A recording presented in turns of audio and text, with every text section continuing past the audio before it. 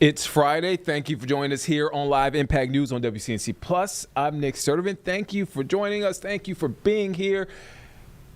I know it's the Friday before Memorial Day, but we have a busy show. News never sleeps. It's a lot going on It's today. always busy with me. It's all the voice you hear right there is a lovely, great producer, Carlene Bragg. Hi. How are you doing today? I'm doing good. It's almost a long weekend for you and I, so we are great. Right. Not Sharif, though. Sorry. But as I mentioned before, it is a packed day. It is a lot happening in the news world right now. This is a live look outside of the federal courthouse in Charlotte. We're waiting to hear from Charlotte City Council member Tijuana Brown. If you remember, just yesterday, Charlotte City Council member Tijuana Brown and her two daughters were indicted on Thursday on federal charges for allegedly defrauding COVID-19 relief programs to obtain more than $124,000 in pandemic aid. Now, we heard from Council member Brown yesterday during an early morning press conference.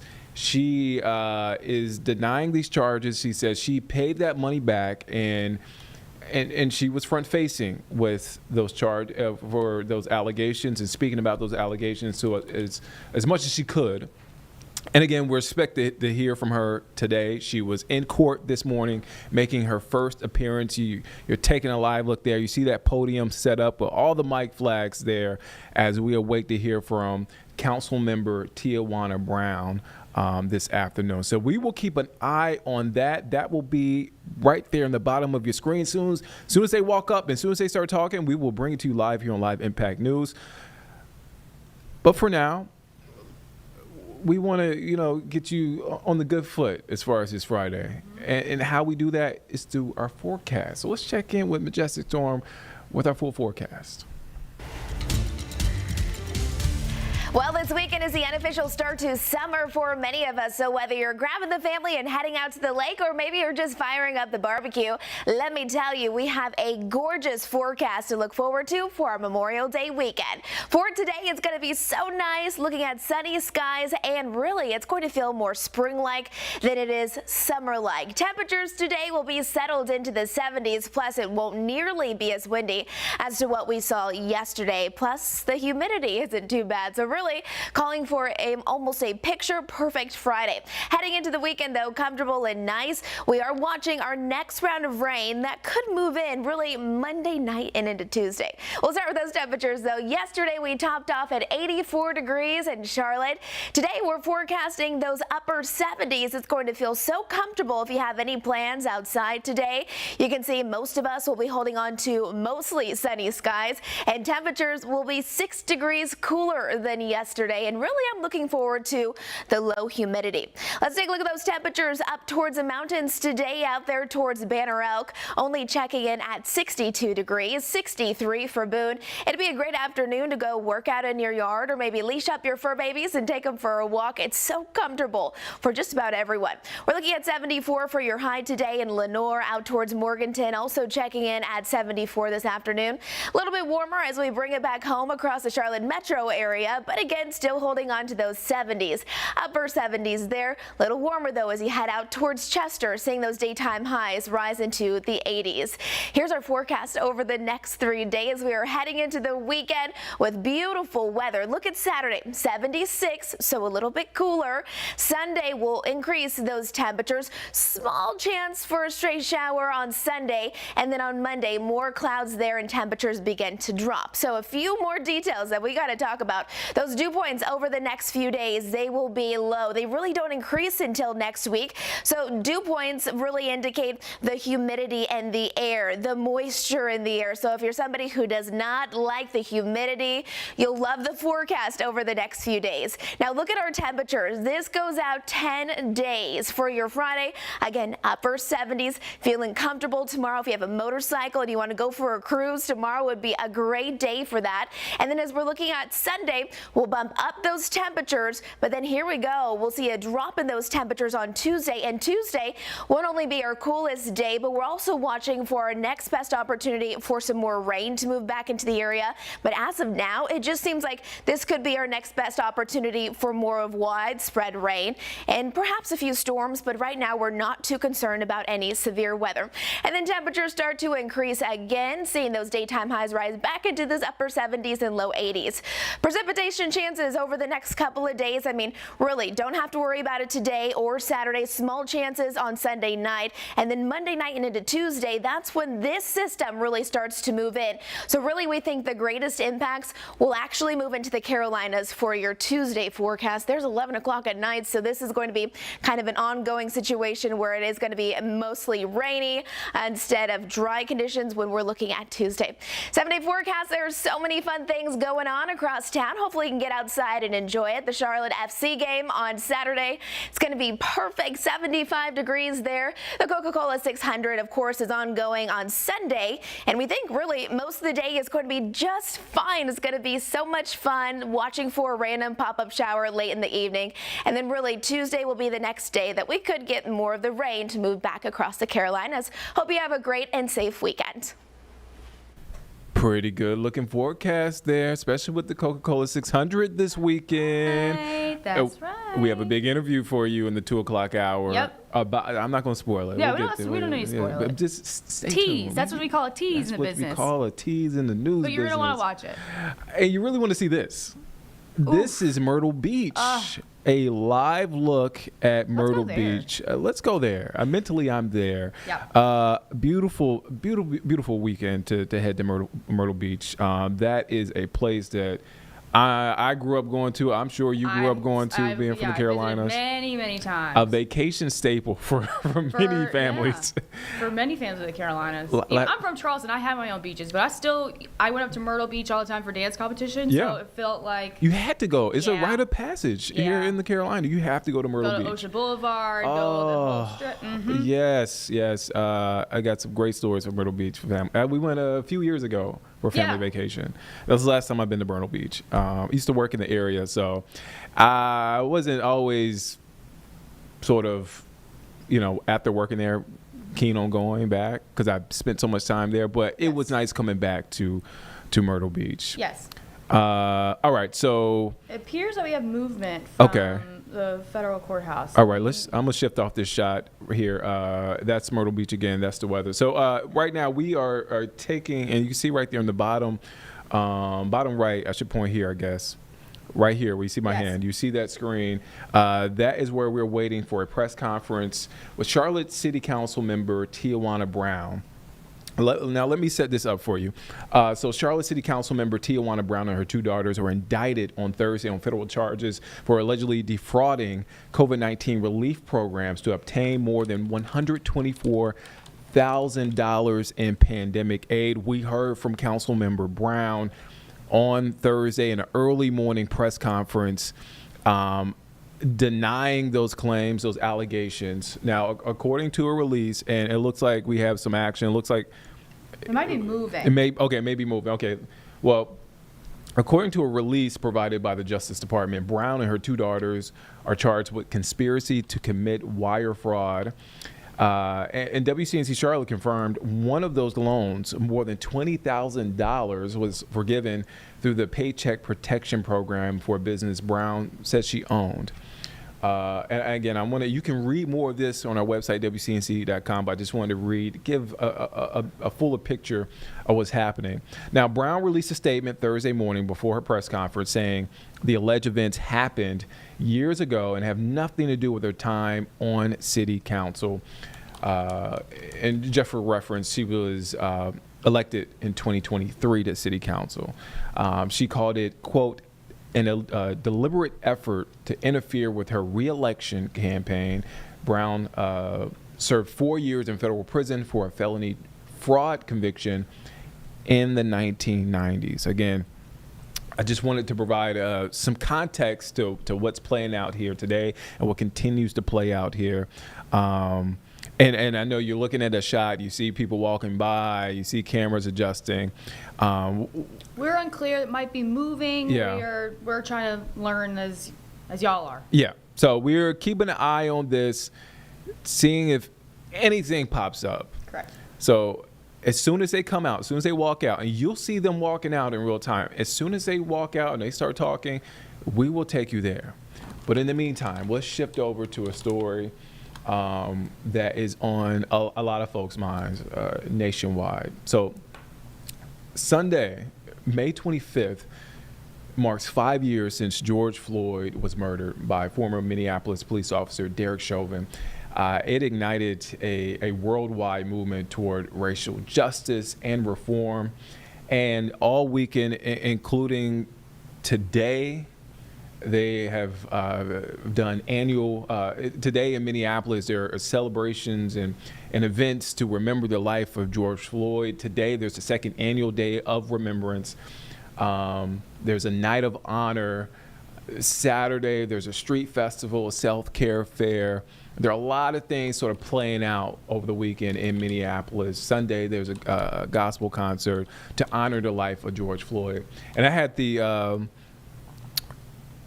pleasure of speaking with George Floyd's uncle, who is right now, he is in Minneapolis, Selwyn Jones. He is the uncle of George Floyd. He's an activist. He's the founder of an organization called Justice 929. I got a chance to speak with him about that 5-year mark, what it means, and his work in the community, and not just in his community, but also nationwide. Let's take a listen into that interview. You're in Minneapolis right now. Yep. The past 5 years, how have you been able to process this death and everything that has come along with that? You saw the video. When you first saw that video, you realized that this dude is not going to live through this one. And that made me process everything that we as Black men, we as fathers, we as protectors have to go through, especially in our world. So what I've done is I've taken all of that anger and all of that fuel and all of those bad words or bad names or bad scenarios or situations that's happened in the last 55 years. And that made me move on and be a productive advocate and a productive activist. You know, because I'm gonna miss my buddy every day. But what can we gain from having that opportunity for 7.5 billion people to call my nephew's name? So that meant a lot. That meant you were protesting. Everybody in the world that had a heart protested for George Floyd. And for those 5 days, unity came together and the people got Derek Chauvin convicted. Because let's be real, man. Do you think he would have did that in front of the world and everybody if he thought he had to pay for that? Absolutely not. So it was the power of the people that basically brought that to the head immediately. So God bless people. God bless people seeing that there is police brutality, there is gun violence, there is wrongful convictions, there are domestic violence, there's kidnappings, you know, there's problems with mental health crises and issues in this world. So my man, Nick, the only thing I did is I woke up one day and I went from being a old daddy, I've got a 9-year-old and an 11-year-old, to being an uncle to everybody. That's all I did, man. Because I sat there and for the first minute and a half, I didn't even know that was my nephew. And keep in mind, we just got through watching on Maud Arbery and Breonna Taylor. So us as Black people, we're still madder than hell. And I sat there, man, and I'm madder in Hades. And my sister calls me and tells me who that was. And that guy that I was feeling all the empathy for, feeling sorrow for, that's one of mine. So I've been driven, man. I've been driven. How many George Floyds had there been? That wasn't my nephew, Nick. How long have you been in the media business? I've been in I've media. been in media for 13 years. How many people have you seen that were George Floyds? And you heard about them for a day. They might have been a Facebook post, or they might have put an article in the paper saying, uh, young man, 27, blah, blah, died. But did they say how he died? Did they say why he died? No. So those are the people that I want to lift up. Those are the names and voices that I want people to continuously hear. We got a form of justice. They've never even had a mention. They never had an honorable mention. Ronald Green out of Louisiana, you know, Breonte Davis out of Florida. Nobody never heard of these guys. Nobody never heard of Vicki Willis's. Nobody never heard of these people. I have. And as long as I have a voice, I'm going to keep their names elevated because they need justice too. Injustice anywhere is injustice everywhere. Off that, I do want to ask you your thoughts surrounding the Justice Department moving to cancel police reform settlement in Louisville and Minneapolis this week. Because you're on the front lines of police reform. And so this comes out. Give me some of your reaction. How are you feeling? Nick, is it anything we haven't seen before? Is there anything that was said this week that we haven't heard before? We've been passed over many a times. And it gets me that people that are supposed to make the right decisions for people make the right decisions for them. And that's a problem, with all of us, man. When you're going to tell me that you're going to stop reviewing the files of possibly two of the worst 5 police departments that the DOJ has nominated and said and put a tag on, and you're going to say that you're going to stop investigating? Come on, man. Somebody's dropping the ball again, once again, because it's a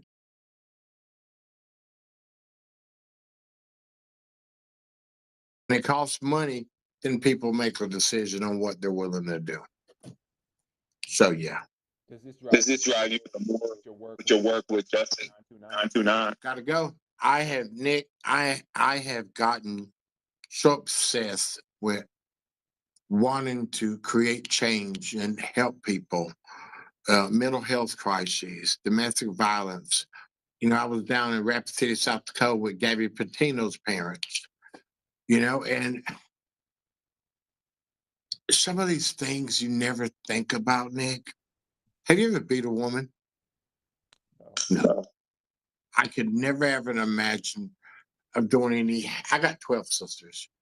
I never can imagine not having that mental control not to hurt a woman or a child. And there's a lot of people in this world that are mentally unstable. So, they went from having mental health facilities to building more prisons. And that's not the way to fix a problem. You think fixing a problem is throwing somebody in a cage with another person that has been traumatized emotionally, physically? Do you think that's going to help anybody? So new prison reforms, new educational programs in prisons. Because literally, man, when you sit at a table with 18 people that's been incarcerated for over 400 years and they did nothing wrong but be Black, that breaks your heart. And then to hear that they're canceling all of these programs to help police departments, yeah, it's a little disheartening because prison only affects one race. It affects all races, but it's devastated ours. Can you like where's your head now? How are you feeling now? Where's the spirit? As we approach this anniversary, you're in Minneapolis. Like, what are you feeling right now? I just left Boston yesterday.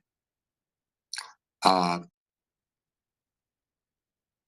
I'm feeling that I'm going to have an opportunity to meet some people this weekend that can potentially help me with my fight, because it's all about the fight. I could care less about going to a concert. I could care less about going to a gala. You look in an impacted family member's eyes that had her son murdered on the front lawn of her house in the good neighborhoods. And then you'll see and you'll feel what I feel. I feel that if there's anything that I could potentially do or say or provide to somebody to prevent these things from happening, that's what I want to do. So, like I said, Nick, all I did was wake up one day, man. All I did was wake up one day and all I wanted to be was a daddy to a 4-year-older and a 6-year-older. And I had to take time out from them to go and have other impacted family members' backs. Well, I'm killing two birds with one stone. I don't want your baby, your grandbaby to go through any of the crap that we have to go through.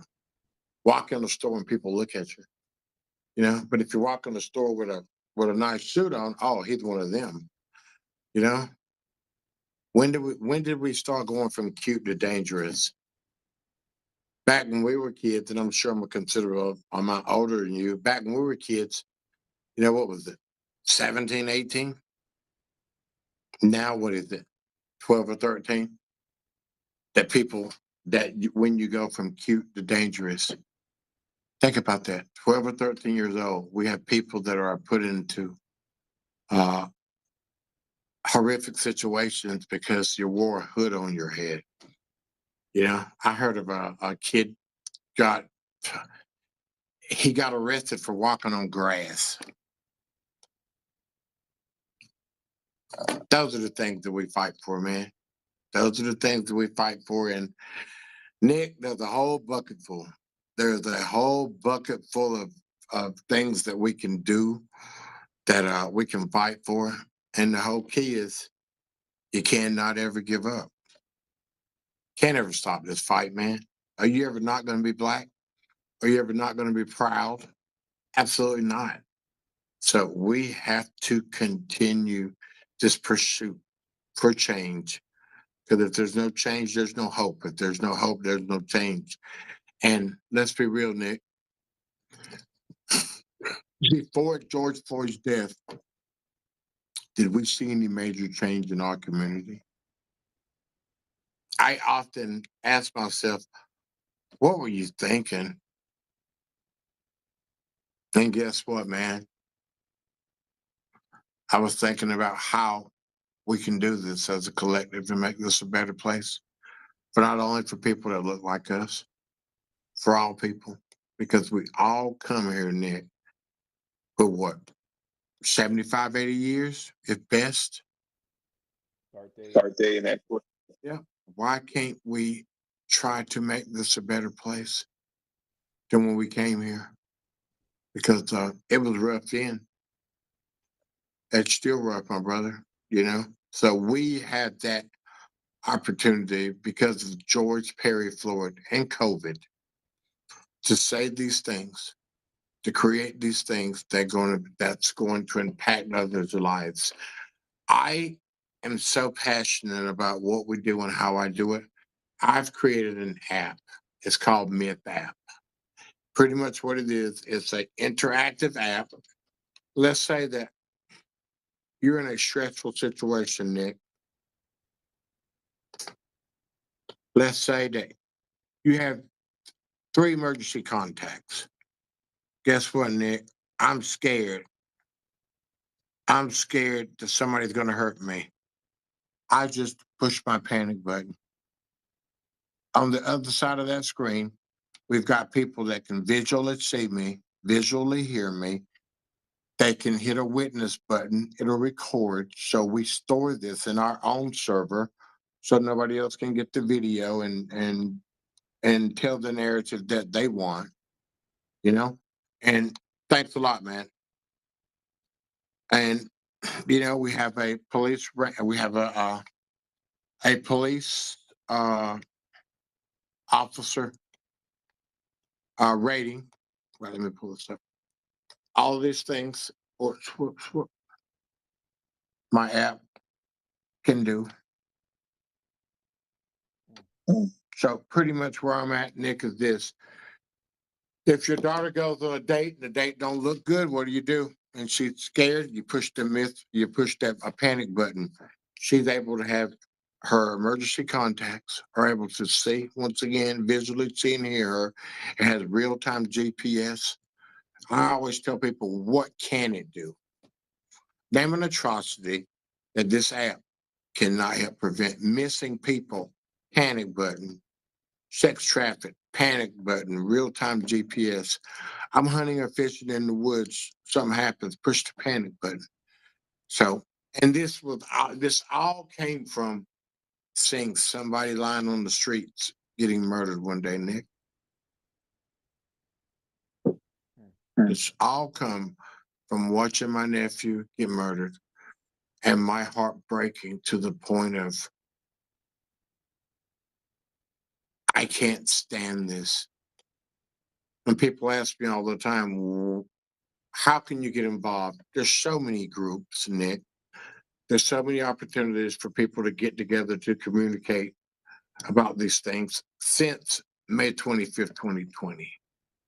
So you don't have to be silent. You don't have to sit on the sidelines because there's enough work to go around, Nick. Every day we wake up, buddy, we wake up with chances and choices. If people would put more emphasis on the choices that you make so your chances are better, we'd be all right. And, simple.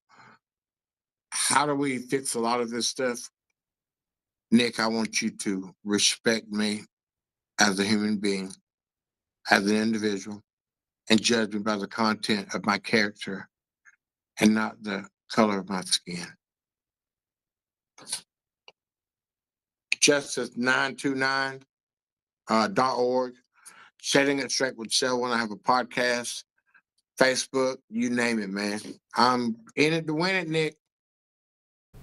You heard it right there. He is in it to win it. That was Selwyn Jones, uncle of George Floyd. He is in Minneapolis, Minnesota, honoring a life along with family members, community members, people across the nation there in Minneapolis to take this weekend and take the time to celebrate the life of George Floyd and that impact his death has had on our country. So that was that interview. You can catch that full interview on our website, WCNC.com. All right, we'll shift gears now. I want to give a big update that just came across our desk. Billy Joel fans, I'm sorry to tell you guys, but that Charlotte concert is canceled. We just got that news there. So Billy Joel and Sting, two most successful and well-known artists in the last 50 years, arguably, have canceled their one-night-only performance at Bank of America Stadium in Charlotte. Now, the music icons were set to join forces and perform in the Queen City Saturday, May 10th. However, back in March, the tour announced 8 of its upcoming dates would be rescheduled, including that one here in Charlotte. And that new date was set for July 3rd, 2026.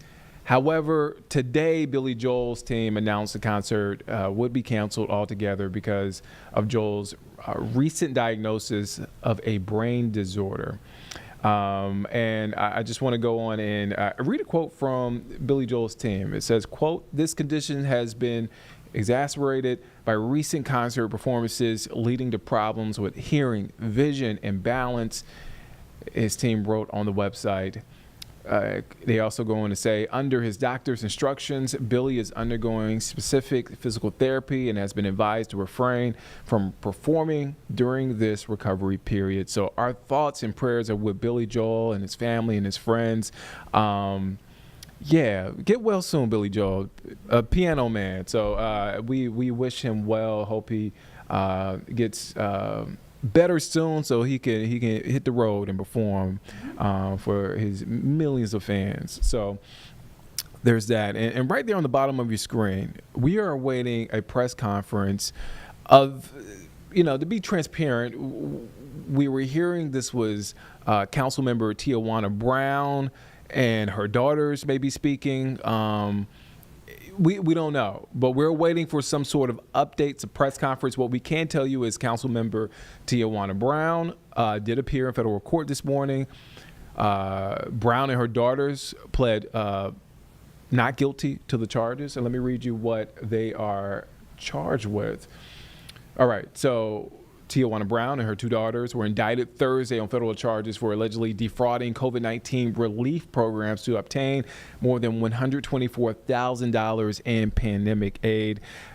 Councilmember Brown had a press conference yesterday morning where she says, "Look, I'm innocent. I pay back the money. I was only responsible for about $20,000 of that."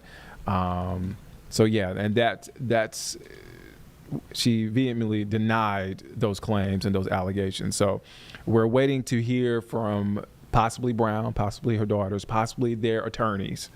So again, we're going to keep that at the bottom of your screen. That podium is still up, so we're keeping an eye outside of federal court. All right, so we'll stay here at home. We want to shift gears because last night was a big night. When you think about North Carolina, you think about so many things, but the first person that comes to mind, and Carlene will agree with you, is Dale Earnhardt Sr. They're the royal family of North Carolina. Oh, man. They're royalty. It's like Michael Jordan and the Earnhardts. Really, it is. This is a guy that as a kid grew up watching him. You don't even have to be a NASCAR fan or racing fan. You know the name, the iconic shades, that the walk. Number 3. The walk was. The walk. Yeah. He was a scary guy as a kid. Like he was. Well, he was intimidating. Sure. That's why he's the intimidator. Yeah, that's. But he was a larger than life figure. Yeah.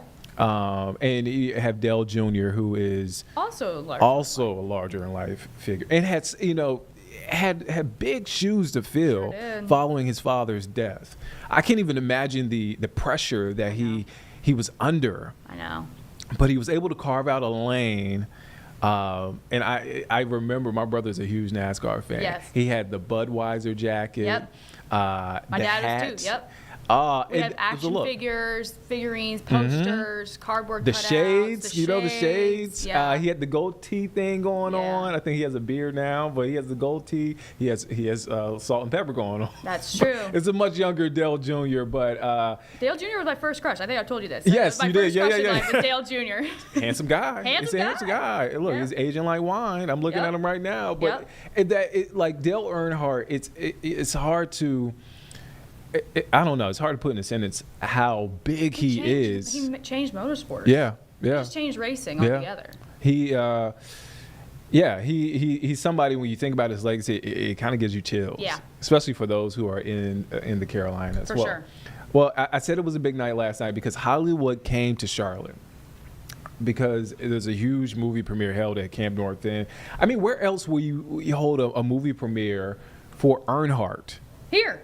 You have to have it here. You can't do it in L.A. It's home for racing. You got to do it here. That's right. So it was held in Camp North End here in Charlotte. And it's Prime Video's 4-part docuseries on the late, great Dale Earnhardt. Have you seen the previews for it? I have. It looks great. And 2 episodes are out now. I know. I'm waiting because Greg's been working really big. Yeah. If I watch it without him, he's going to be salty. He's gonna be salty about it, so I'm waiting, but I really want to watch it. It is. I can't wait to watch it. That's one of the things on my to-do list this weekend is to watch it. NASCAR royalty were there. Carlene, if you were on that red carpet. Oh, blushing. Oh, my gosh. He waved at me once, and I still remember it. Oh, my gosh. Like, I don't know if I can keep it together. Well, Nick Carboni, sports director Nick Carboni, caught up with Dale Jr., and I believe was it Kelly Earnhardt Miller, Yes, daughter? Kelly Earnhardt Miller, yes. Because I never see her as much. That's why I'm okay. Yeah, she's so not out as much. She was there on the red carpet. Yep. Sports director Nick Carboni got a chance to speak with them both. Yep. And I see Carlene blushing right now. I know, I'm so excited. Let's check out that interview. Well, first of all, guys, congratulations. I guess, what is tonight like? What are you looking forward to about a world premiere and having it right here in Charlotte, North Carolina? Well, we're super excited. It's unusual for me. I've not been a part of something like this, but just really excited to share this documentary with the world and to be here in our hometown and the hub of racing and all of that is very special. Dale, I think you've been to some premieres before. Where does this one get to stack up? It's got your name on it. Yeah, this was real personal for sure. Just happy to see the support that it's gotten from the industry, drivers like Ryan Blaney and some old friends. Just it's awesome to see all the people that wanted to come out and see the premiere. Fans can watch it at home on their couch and enjoy it today. We're gonna enjoy the reaction to that and all the feedback. And I think when they see the final 2 episodes, they'll really be blown away because I think it's a really good representation of Dad and who he was. Well, we think we've known the family for decades. I'm sure you thought you knew your family for decades. What did you learn watching this? I learned a lot actually about Kelly's perspective. I saw a lot of things, a lot of images, video that I'd never seen of Dad. I heard some incredible thoughts from his friends that they had never shared before. So for decades, there was a bit of a bit of an idea of keeping all of that under lock and key, keeping that to yourself. All of his friends were reluctant to share stories and their feelings and ideas because out of respect. And I think enough times passed, and there was enough support around this project that everybody felt really comfortable to open up and really share some new stories and some new perspective. So me and Kelly, I think, both learned quite a bit about our dad. I'll ask this to you, Kelly. For decades, everybody's wanted to know the story of the family and wanted to pick apart and learn everything. What made you guys comfortable with allowing this project to do that? I don't know that Dale and I really ever thought about doing a project like this, but, we were approached by Imagine and the Ron Howard team, and so, credibility right away with those names, and, as we got into it and saw what they were wanting to do and then working with us and sharing that story, it just came together and came to light. So I don't think we would have done something like this without some big names like that from the California area. And final question, just spoke with the director about the archival footage. You had never seen footage of your grandfather, Ralph, before? Well, tell me about that. I'll tell you about it. So my father showed me a video many, many years ago, and Dad said that to his understanding, this was the only video of Ralph talking and walking and moving around, right? So I'd never seen Ralph speak, never heard his voice until that day. This was back in the mid-90s. Dad showed me the video, we watched it, and in my mind, for all of my life, that was the only piece. And it's only a few minutes long. It's an interview he did after a race at Charlotte. And this group, Imagine, Kelly talked about how incredibly talented they are. They found new video that I'd never seen and no one had even realized was available. All of that stuff is still kept in individual private collections of family members or friends and people who were around in those days, and stuff that hadn't seen the light of day. And so it's not often I see something that I hadn't seen before, and there's a lot of that in this documentary. Guys, it's a long way to the finish line. I'll let you go, but congratulations. Enjoy your night. Thank you very much. Thank you. And that is so cool. Like, there's video and pictures he has not seen before. Yeah.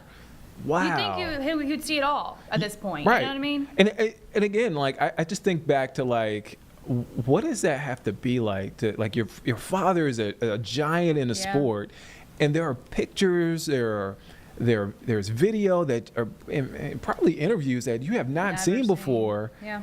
And you get to see it, and man, and it's been 24, almost 25 years since his death. Yeah.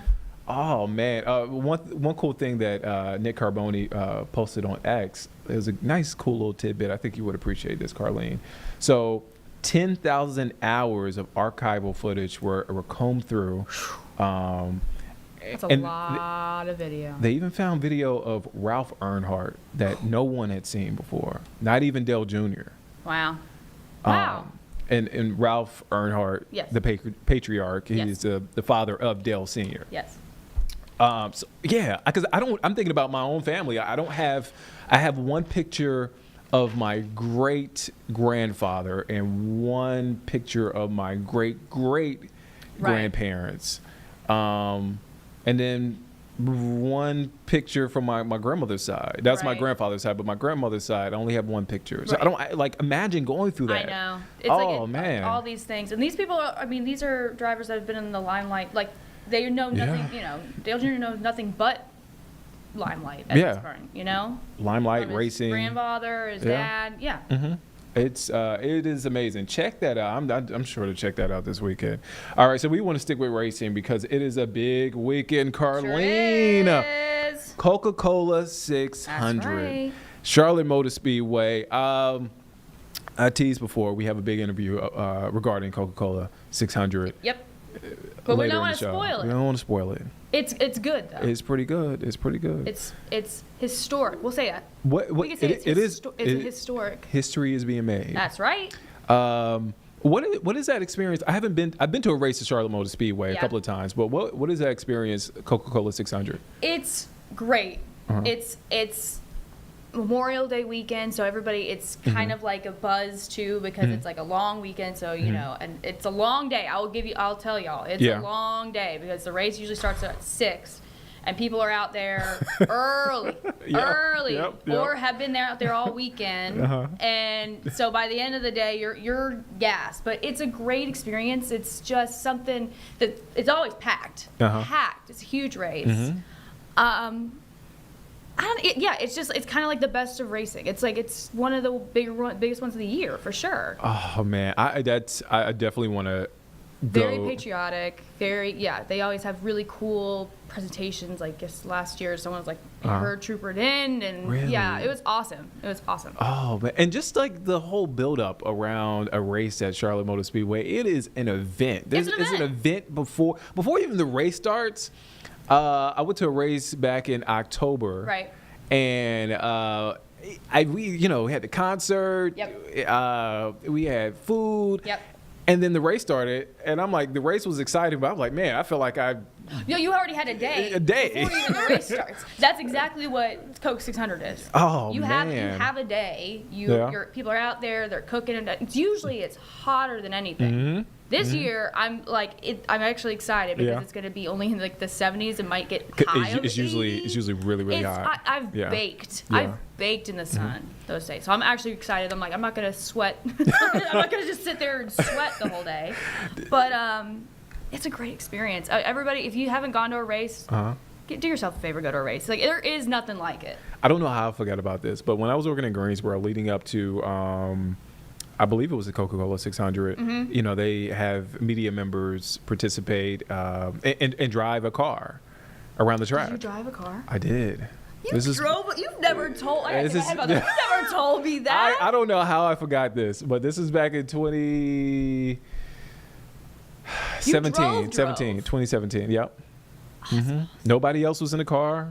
Nobody was with you? No, they were on the headset. It was scary. I'm not gonna lie, because I didn't want to mess up the car. But after you go around one lap, you're like, okay, I think I did.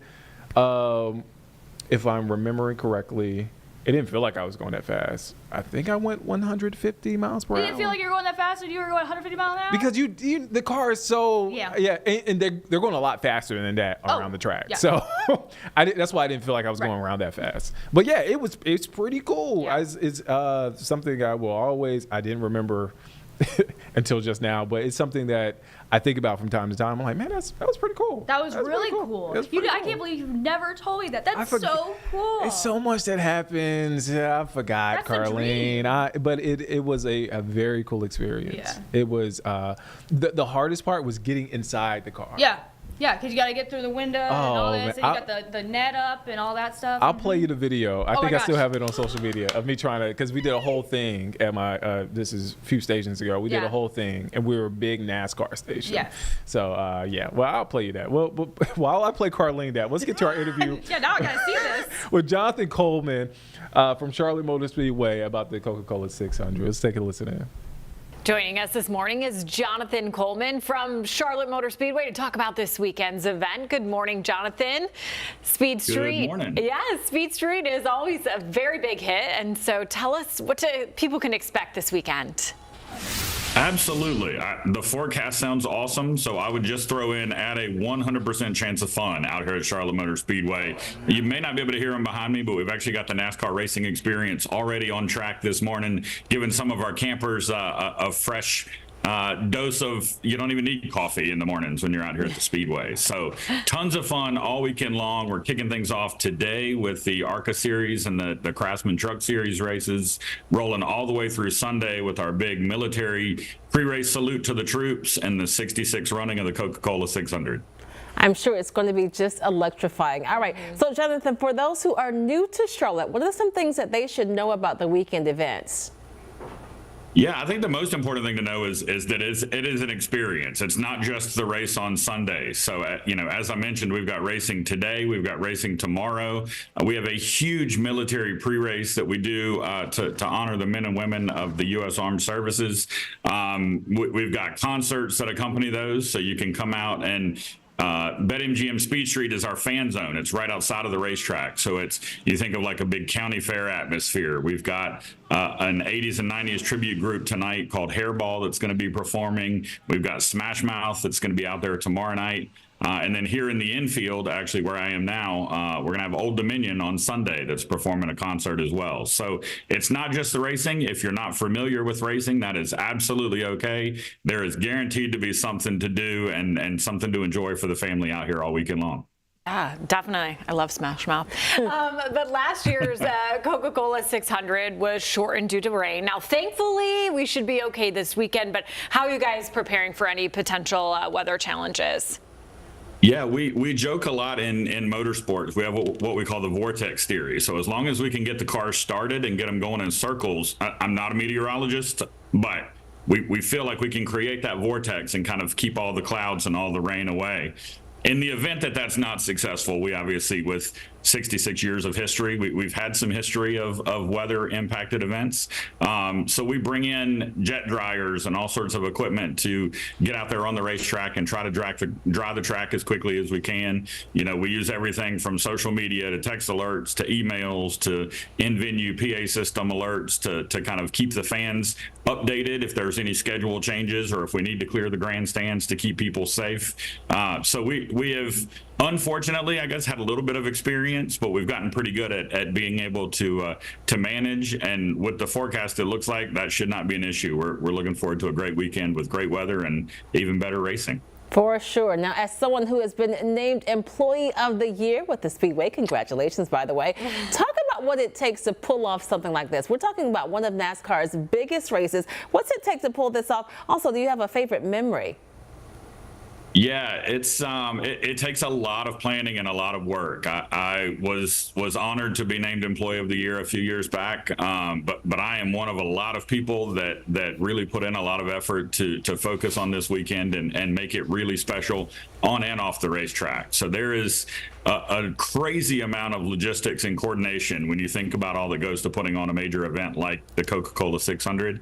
Whether that's making sure fans can park and get to their seats easily, making sure we put on an exciting event that, we can't control what happens on the racetrack. We leave that to the professional drivers, but making sure the concerts are a lot of fun, making sure we've got other activities for everyone to enjoy, making sure we do our due diligence on Memorial Day weekend and really honor the troops. That is a special piece of kind of what we hold dear as having this race date, and being able to do that and being able to have representation from all 6 branches of the military come in and to be able to celebrate them and love on them on Memorial Day weekend. All of that is really key. And that really leads into probably my favorite memory. We have a lot of things going on, and it's really easy to kind of get caught up in all of the things that happen to make race day come together.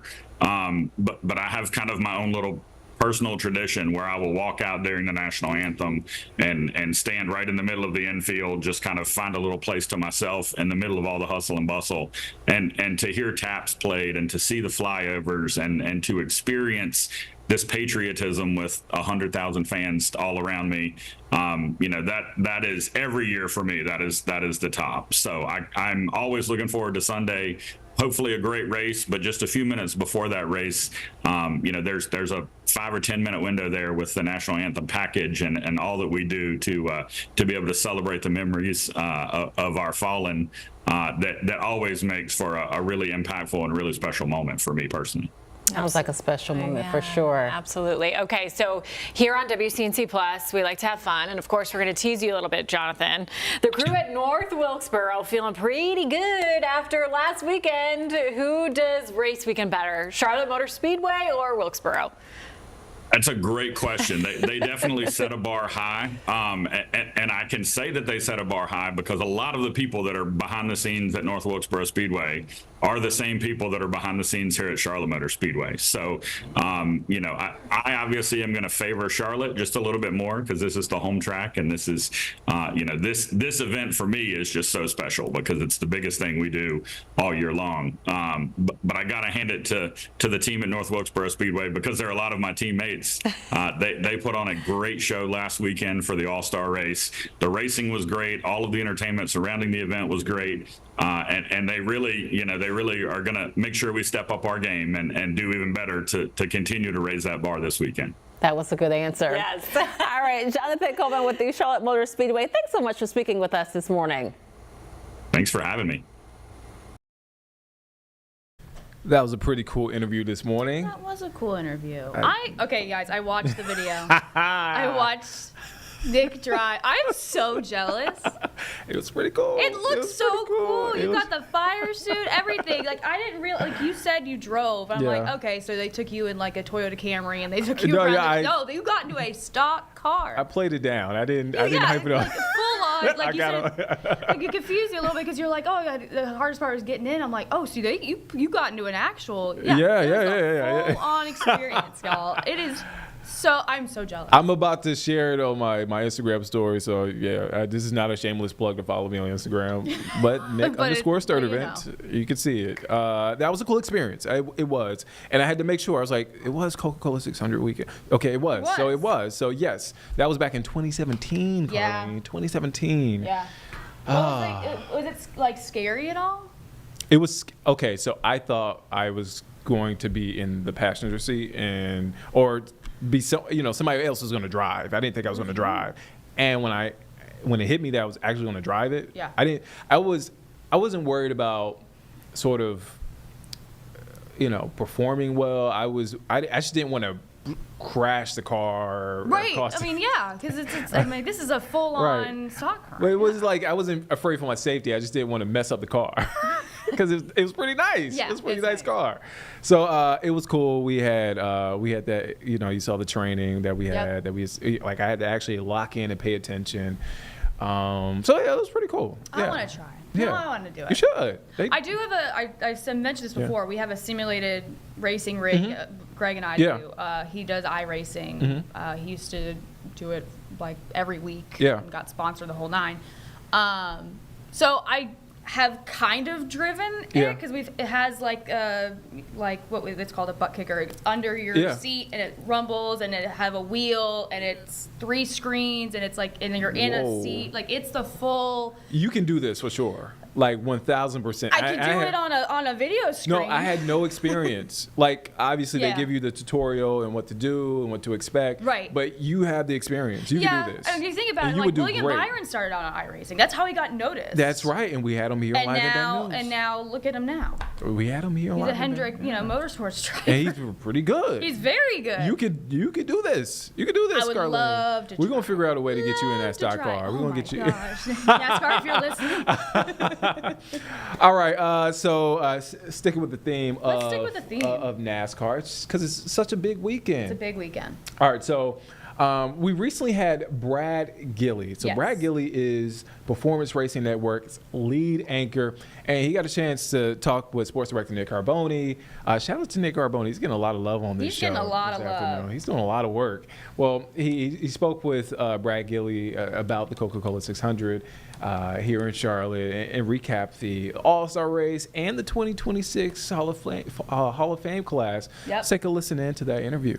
All right, welcome back into the Live Impact studio. I'm Nick Carboni, sports director here at WCNC Charlotte. It is May, and around here that means 2 things. Golf, and we just wrapped up the PGA Championship, and NASCAR. NASCAR running at its true home here in the Charlotte, North Carolina area. We had North Wilkesboro last weekend, another successful all-star race, and we've got the Coca-Cola 600 coming right on the heels of that this Memorial Day weekend. So we had to bring in somebody who could talk about all of that and talk about it well, and he does it every week for a living. Brad Gilley from Performance Racing Network does Fast Talk with Doug Rice and Alexis Erickson. You can find that every single week. GoPRN.com. Brad, thanks for joining me, man. I know it was a fun weekend up at North Wilkesboro. Oh my gosh, it was great. Doug Rice and I actually had a blast because we went up there and we were just the PA announcers. We didn't have to worry about broadcasting or anything. And that's what's fun because you get to really bring the energy in the building. And not that they needed us for that because the action on the track honestly spoke for itself. It was just, it's such an amazing weekend and an amazing piece of history. What is it like to be there? I mean, because we see it on TV, and I've been there, and you could just tell the people that are there are just so into it. And they are at every track that the sport goes to, but there's some extra meaning at North Wilkesboro, feels like. What does it feel like? Yeah, so I look at it this way. Imagine, and I'll think of like, a big concert that's been here in like the last 4 or 5 years. Imagine the Rolling Stones, right, who played at Panthers Stadium. Imagine if they were playing at a nightclub somewhere in downtown Charlotte, and you could go be there and feel that energy. That's kind of what North Wilkesboro is like because all of NASCAR's history is there, and the way that track looked when it closed in 1996 is pretty similar to the way it looks today. I mean, a few modern upgrades, but it still has that same soul, if you will. And I think that's the cool thing. The people who were there are just having a great time. It's easy to get around when you're on property, and it's fun to just see the history and feel like you're at something special. And I think that's maybe the best way I can describe it. Absolutely, and you can feel it through the audio and the video on the broadcast. So let's put a pin in the All-Star race real quick because the Hall of Fame news is the most recent thing in NASCAR. Hall of Fame class of 26 coming out last night. We got Kurt Busch, really the headliner. You got Harry Gant, Ray Hendrick, the modified driver, getting in on the Pioneer era ballot. Humpy Wheeler, landmark award winner. Do you have any Humpy Wheeler stories for us? I've never gotten a chance to meet Humpy, but he's a legend. If you go to Charlotte Motor Speedway, you're going to hear Humpy stories. I'll almost give my version of like almost everyone's Humpy story because a lot of it is the same. Number one, that man can tell stories, and he lived all of them. When you look at the history of our sport, Humpy lived it. And we talk about him as the title of the president and general manager of Charlotte Motor Speedway, but he was so much more to so many people. Humpy was the person that when a young driver was coming up, he would counsel or advise that driver. When a young reporter was coming into NASCAR, he would say, hey, look, if you're going to cover the sport, this is really what you need to look at and what you need to focus on and things like that. You look at our drivers today, from Kyle Busch to Joey Logano and, literally people who are champions of our sport, a lot of them came up driving Legends cars. That was Humpy's idea. That was his design. So Humpy made everyone better, and I think that's the best thing. And my personal experience with him, he was the guy that, you look at Humpy before you meet him for the first time, and you think, here's this larger-than-life person, and he is, don't get me wrong. Here's this larger-than-life person that's walking up to me and greeting me by name. Here's this larger-than-life person that the conversation we're having, you feel like it's the most important thing at the moment, and that, to me, is humpy. All class and now in the class of 2026 for the NASCAR Hall of Fame. All right, we got to talk about Kurt Busch. I mean, you're talking about a guy who's won some of the Crown Jewel races. He's won 34 Cup Series races as well. Longevity and excellence over time is what stands out to me. When you think about Kurt Busch's career and journey as it was, what stands out to you? Performance. Kurt, it's funny because Kurt was really the beginning of the era of young drivers. I mean, Jeff Gordon is really that person. But Kurt came in. We want to listen to Councilwoman Tijuana Brown's remarks right after her federal hearing. Let's listen in. In a case like this, how are you feeling right now? I'm still very well respected. How are you feeling following the hearing? Do you think you'd still be well respected after the charges? You don't lose respect for allegations. Councilmember, Charlotte posted a video of you on the phone at the Baymont Hotel with a worker. What happened there? Would you at all be open to taking a deal if it was offered? Is there anything you want people to know here? I love God. Any a felony conviction could force you to lose your seat? Do you still stand by what you said yesterday of not resigning at all? Is the loss of your passport going to... I am the city council member that was elected for the people, by the people. Resignation is not in... Watch out. I'm going to warn you. Thank you. You're welcome. Watch out. Resignation is not. It's not an option. This has nothing to do with my seat. Where are my daughters? Excuse us. Can we get through? Thank you. Do y'all have any on how that went today? Hey, how are you? You know that. I love the people. Were you surprised at all by the way the hearing went today? What do you mean was surprised by the way?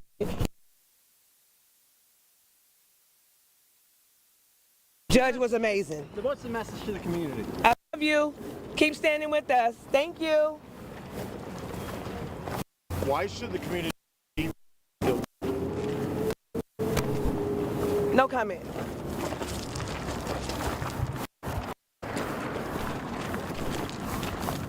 Are you at council today?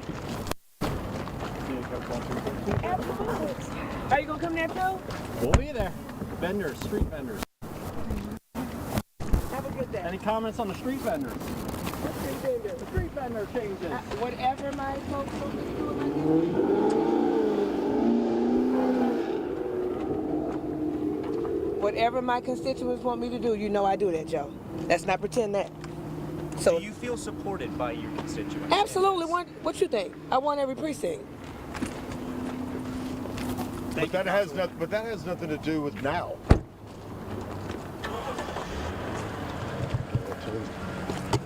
Anything you want to add? Michael, Rob? I think she covered it. Are you pleased with today, or with the way today's hearing went? Yes. Yes. Yes. Will the loss of her passport affect anything business-wise, or? I know that was a big thing that we're still working through that. So. No, I was going to say, in terms of the trial, will they be 3 separate trials? I doubt it. I anticipate that it'll be a single trial. Rob, would y'all be open? I know y'all pleaded not guilty, all 3, but your specific case was pled not guilty, and you requested a jury trial. Would you at all be open to a plea deal if it's offered by federal prosecutors? No, it's not up for consideration. How do you think that went today overall? Yeah, it's just an initial hearing. Went like it's supposed to, so we're happy. She's clearly very well respected, tied up in a case like this. Is there anything you want the public here to know? We're just getting warmed up. We pled not guilty, and we're ready to go. So thanks, everybody. Thank you, Rob. Can I ask you a quick question? Is there any reason why the public shouldn't lose their trust in her? There any reason the public should not? Right, after the charges have been filed by the feds, because, you know, the conviction rate by the feds is usually around 95% or so. So is there any reason why they shouldn't have lose faith or trust in her? She's pled not guilty. She's presumed innocent, and we've got a defense that you'll hear plenty about as we go. So thanks, everybody. Thank you.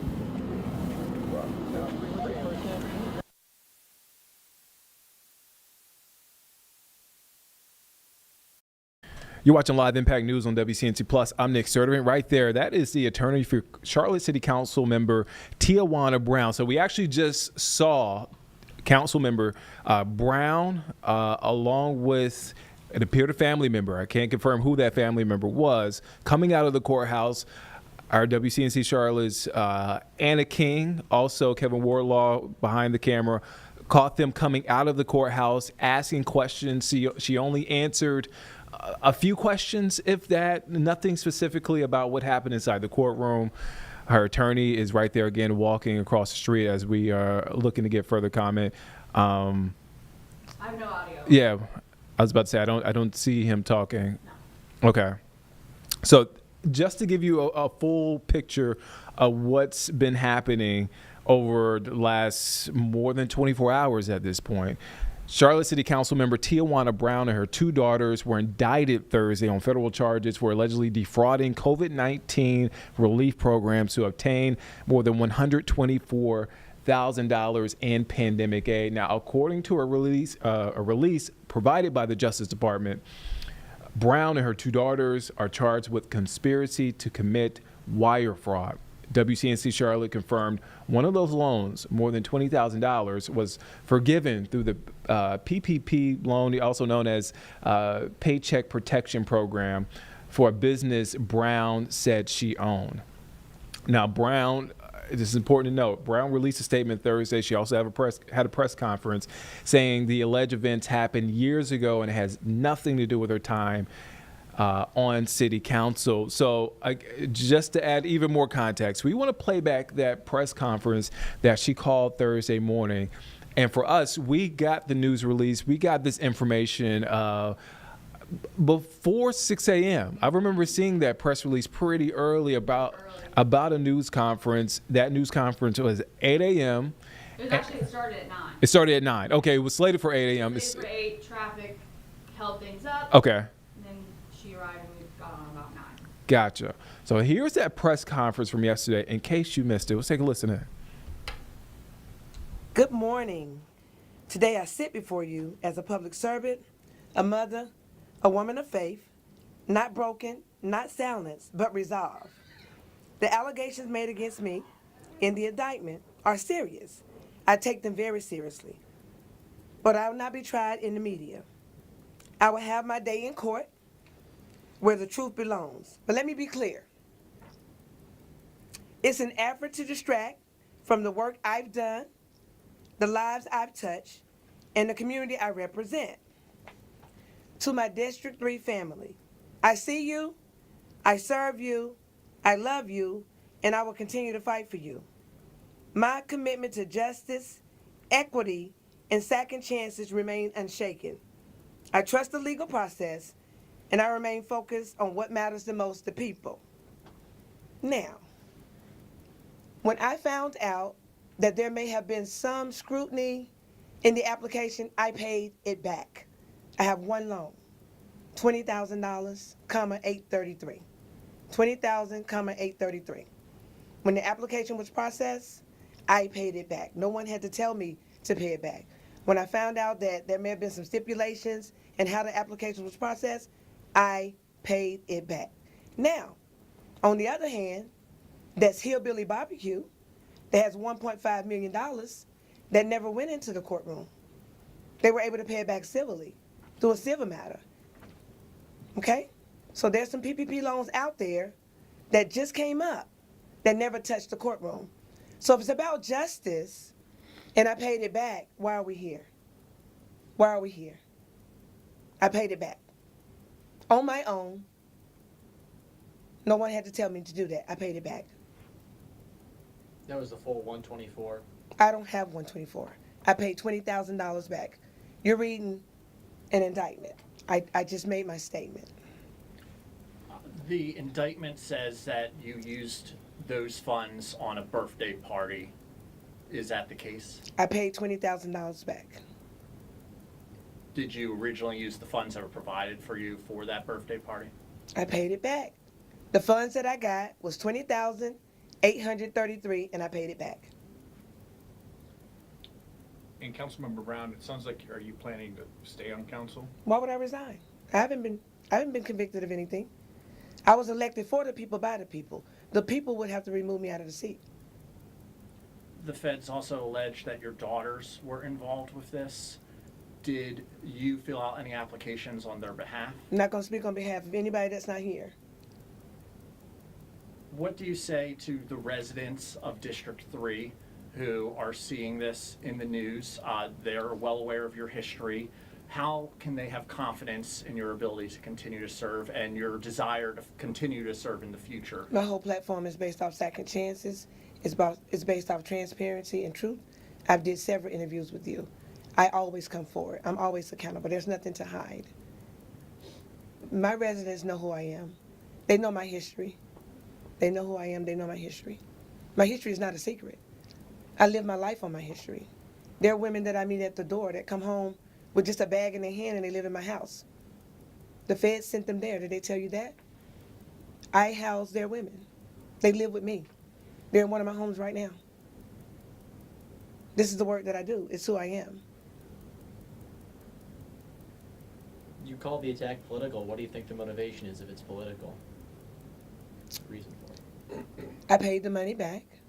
No one had to tell me to pay it back.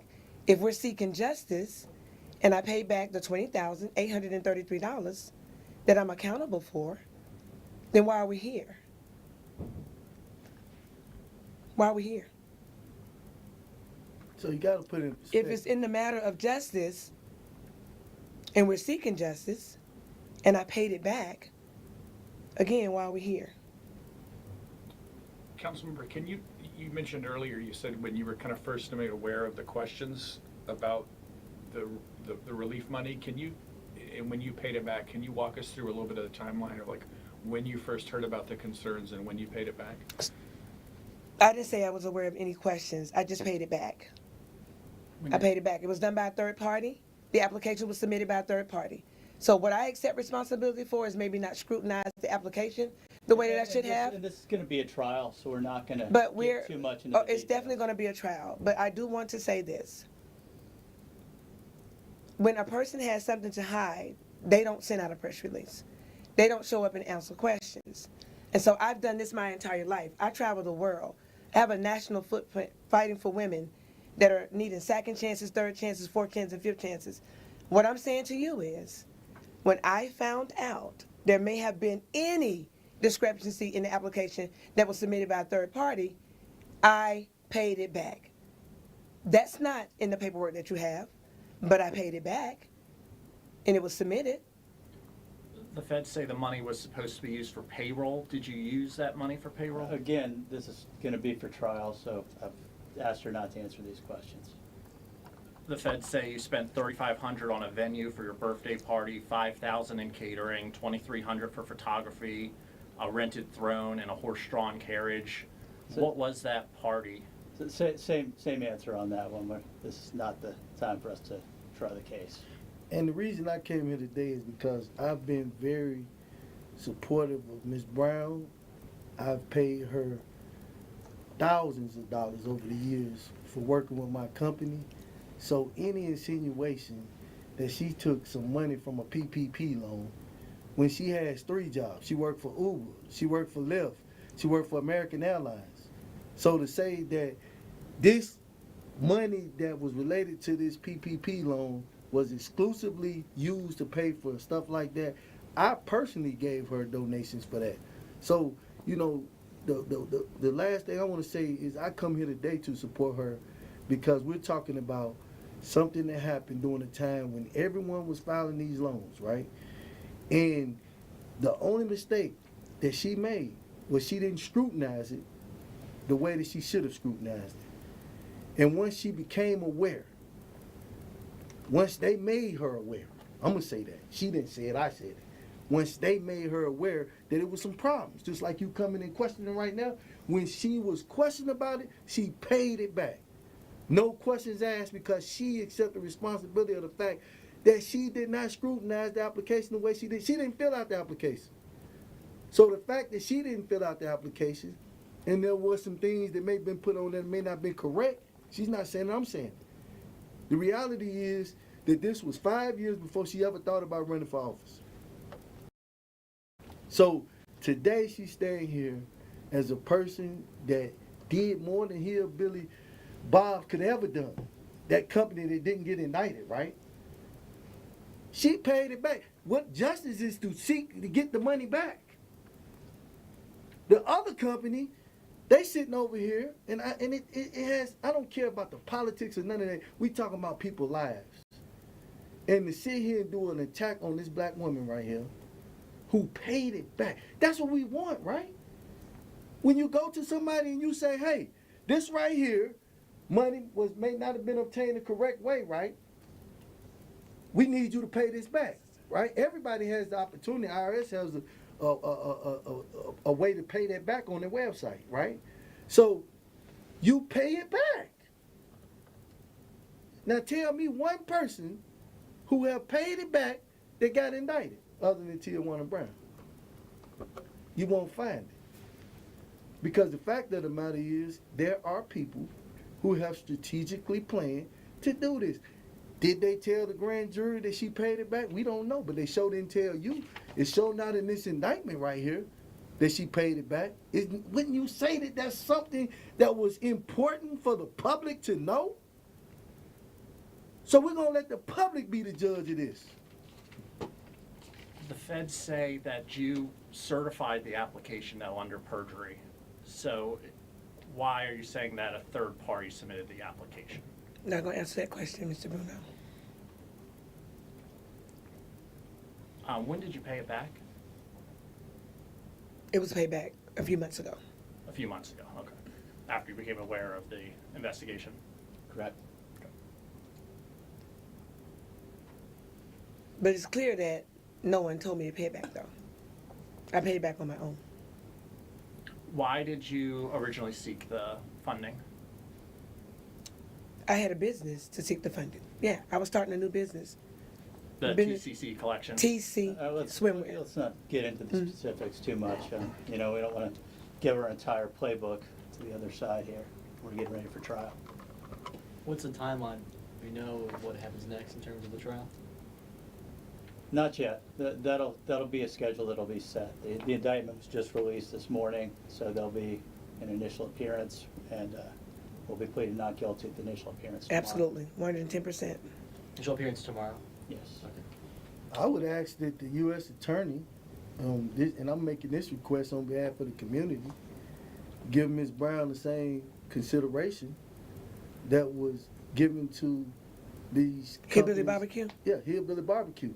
Like, she has a right to equal justice under the 14th Amendment, right?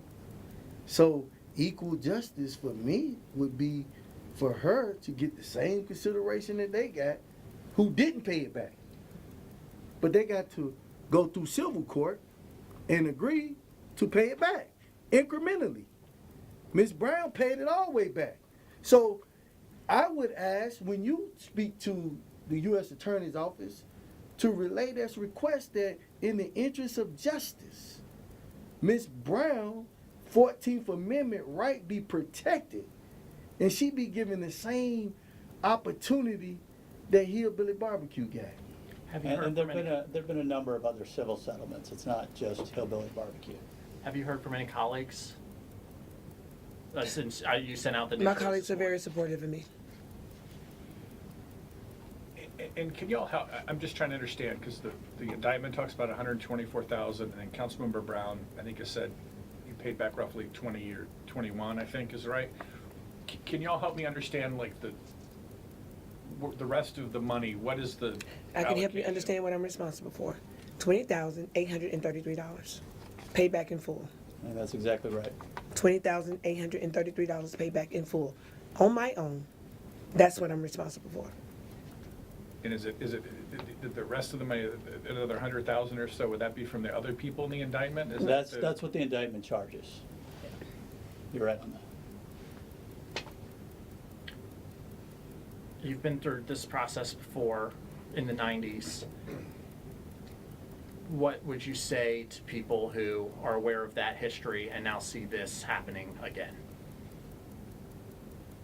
Well, I live my life every day fighting for people, meeting people right where they at. It's my life. I eat, breathe, and live justice. Whether it's in Raleigh, whether it's on Capitol Hill, working for the Department of Justice, as an intern fighting for Michelle West, who had 32 years that just came home, the women that live in my home every day that are praying for me, that the United States probation send from the Western District of North Carolina to my men's home and my women's home.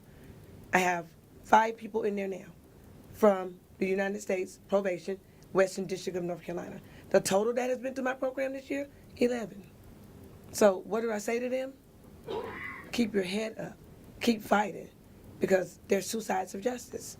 We're looking at it. And Cedric can probably talk more on this, but she's not just a politician. She does a lot of work. I can talk on my work. They know my work. Let's not pretend like these folks in this room don't know who I am and don't know my work.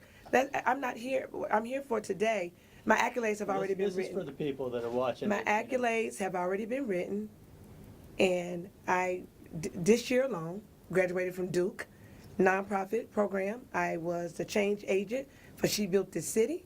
Last year, I got the Great 28. The year before that, I was given $250,000 for a safe home to take care of women and men that are coming home from incarceration. I am a program manager for CD Holdings for unhoused mental health, mental challenges, and second chance, and people that are justice impacted. I have went through Just Leadership. I am on recess right now. It's my 4th year at John C. Smith University. I hold a 4.0.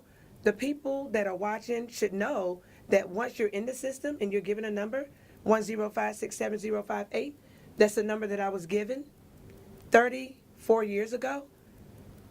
We're never free. We're never free. There's a system that keeps us inside of a system. So 30 years ago, you could erase that. That's 3 decades ago. If anybody's looking at something I did 30 years ago, what have everybody in this room did 30 years ago? Somebody has always did something. I was young, suffering from domestic violence. I was unsheltered. I had been through having my daughter in prison, handcuffed and shackled, coming home, checking the boxes, and going back. We're not going to talk about a 19-year-old poor kid born on the 1500 block of West Boulevard in Southside Homes as to where I've risen to the occasion now. I made history, being the first formerly incarcerated person to sit at the dais. Now, people watching, some people are not happy with that. They're not happy the way I fight for people, the way that I call people out, the way that I make sure that people are held accountable. You know, I don't go along to get along. I'm not anybody's pocket. I have a very strong and courageous voice that I use every day to fight for everybody in District 3. I love everybody. I meet people right where they at. Unfortunately, on this day, I can say that justice don't always love people that look like me. Did you use the pandemic relief loan for payroll? Again, questions we're not going to get into in this conference. Why do you view this as political? Do you think that somebody doesn't want you to run for re-election? I'm going to repeat what I said to you. It's already recorded. If we are here for the sake of justice, which is normally what happens when there's a federal indictment, people get so upset and so afraid when they see a federal indictment. So let me educate you a little bit. A federal indictment is the government's way of putting out a warrant for you, a bill of education and information when they're going to charge you. So people need to know that that's watching.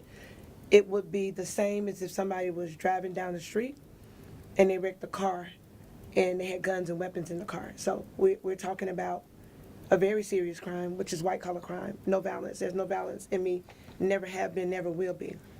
I would like to say that when you hear that a person in my position, doing the work that I do, working on Capitol Hill, working for the Department of Justice, going in and out, got a great relationship with Elizabeth Orr. She's no longer there, but the bottom line is I know this justice thing inside and out. If I paid it back on my own, when it was brought to my attention, what would you call it? And Joe, I really want to say this right here. You asked the question, what is the message that should be sent to people who may question them? The message is clear. Lead by example. Miss Brown, it's thousands of people that have been said that you obtain a PPP loan and you need to pay it back, right? She paid it back. And the message that needs to be taken away today for anybody in her district, anybody in this city, is to cooperate with law enforcement. People investigating you, if they come to you and bring to your attention, maybe you didn't scrutinize the application that was done by a third party, because there was all kind of third party companies that was doing it, trying to assist business owners. If you were that person and you are approached by the federal government and told, hey, there are some issues right here, cooperate and pay it back.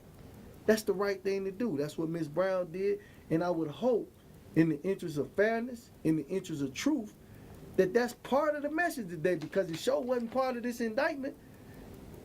The fact that she paid it back. So the message to everybody should be that if you obtain a loan and there were some issues about it and you are made aware, pay it back. That's the right thing to do, and that's what Ms. Brown did. Right, and what we've got here is a speaking indictment. The prosecutors could have just put the charges out there, but instead they laid it all out here to put the case in the media. So.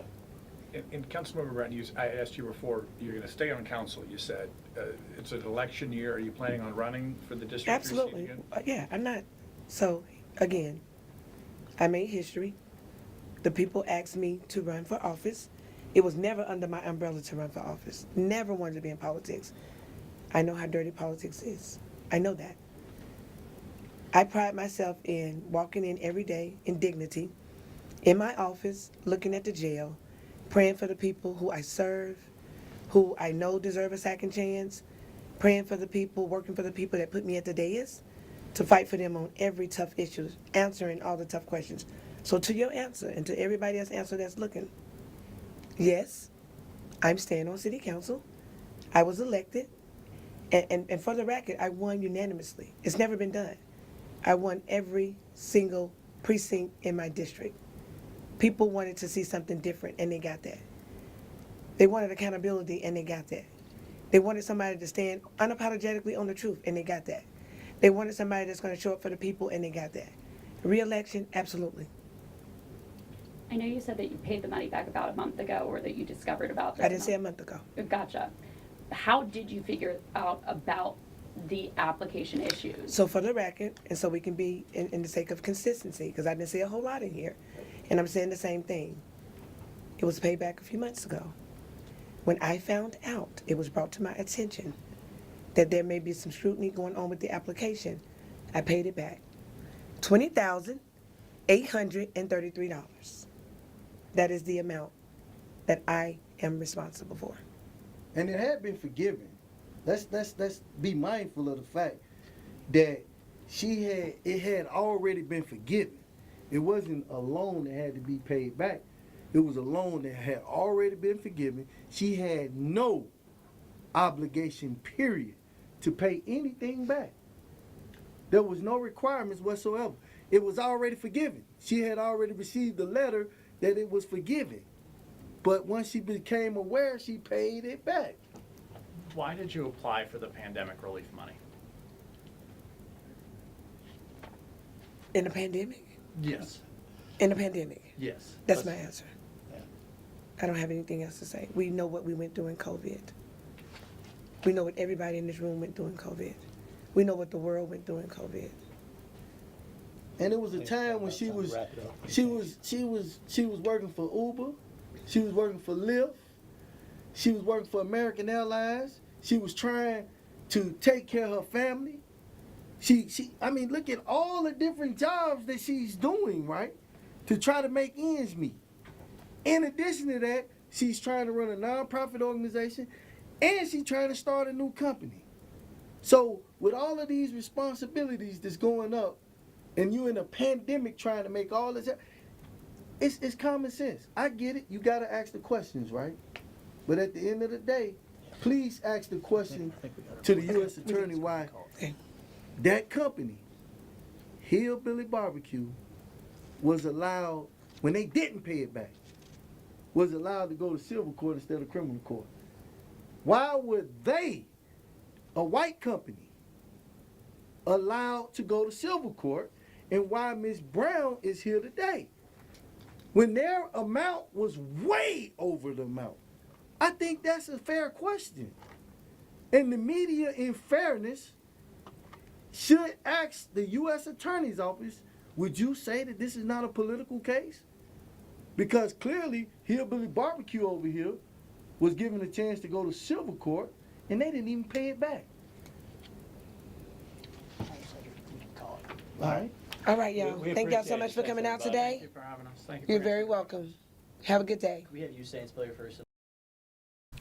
And that was the press conference from yesterday morning. And I just want to recap from today, an update from today. So Councilwoman, Charlotte City Council woman, Tijuana Brown, and her daughters, we were able to get this confirmed, pleaded not guilty in federal court today.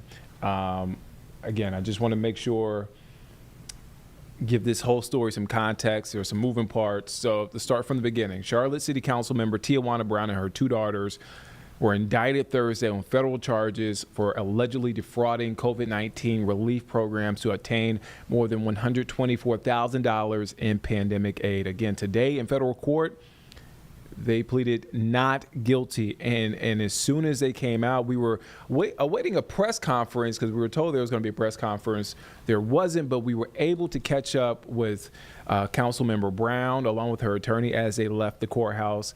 Let's take a listen in to what unfolded after they left the courthouse. I know it was a concern due to your job. The judge allowed me to do what I love to do, and that's work. Travel the world and help people. What are your feelings facing a judge along with your daughter? Excuse me, can I get through here, please? You're clearly very, very well respected, tied up in a case like this. Very well respected. Tied Thank up in you. a case like this. How are you feeling right now? I'm still very well respected. How are you feeling following the hearing? Do you think you'd still be well respected after the charges? You don't lose respect for allegations. Councilmember, Charlotte posted a video of you on the phone at the Baymont Hotel with a worker. What happened there? Would you at all be open to taking a deal if it was offered? Is there anything you want people to know here? I love God. Any a felony conviction could force you to lose your seat? Do you still stand by what you said yesterday of not resigning at all? Is the loss of your passport going to... I am the city council member that was elected for the people, by the people. Resignation is not in... Watch out. I'm going to warn you. Thank you. You're welcome. Watch out. Resignation is not. It's not an option. This has nothing to do with my seat. Where are my daughters? Excuse us. Can we get through? Thank you. Do y'all have any on how that went today? Hey, how are you? You know that. I love the people. Were you surprised at all by the way the hearing went today? What do you mean was surprised by the way? Judge was amazing. What's the message to the community? I love you. Keep standing with us. Thank you. Why should the community be guilty? No comment.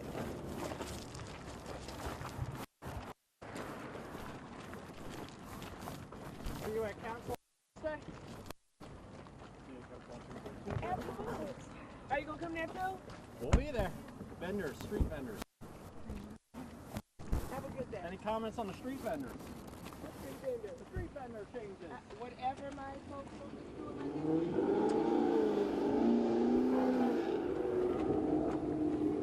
whatever my constituents want me to do, you know I do that, Joe. Let's not pretend that. So do you feel supported by your constituents? absolutely. What you think? I want every precinct. But that has nothing to do with now.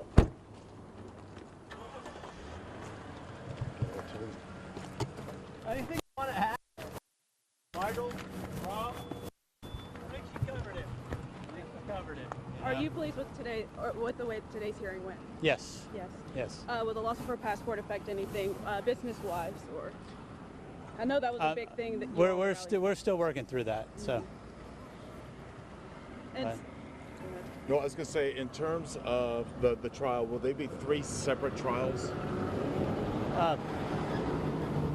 I doubt it. I anticipate that it'll be a single trial. Rob, would y'all be open? I know y'all pleaded not guilty, all 3 of you, but your specific case was pled not guilty, and you requested a jury trial. Would you at all be open to a plea deal if it's offered by federal prosecutors? No, it's not up for consideration. How do you think that went today overall? Yeah, it's just an initial hearing, went like it's supposed to, so we're happy. she's clearly very well respected, tied up in a case like this. Is there anything you want the public here to know? We're just getting warmed up. We pled not guilty, and we're ready to go. So thanks, everybody. Thank you, Rob. Can I ask you a quick question? Is there Yeah. any reason why the public shouldn't lose their trust in her? Is there any reason the public should not? Right, after the charges have been filed by the feds, because, the conviction rate by the feds is usually around 95% or so. So is there any reason why they shouldn't lose faith or trust in her? She's pled not guilty. She's presumed innocent, and we've got a defense that you'll hear plenty about as we go. So thanks, everybody. Thank you.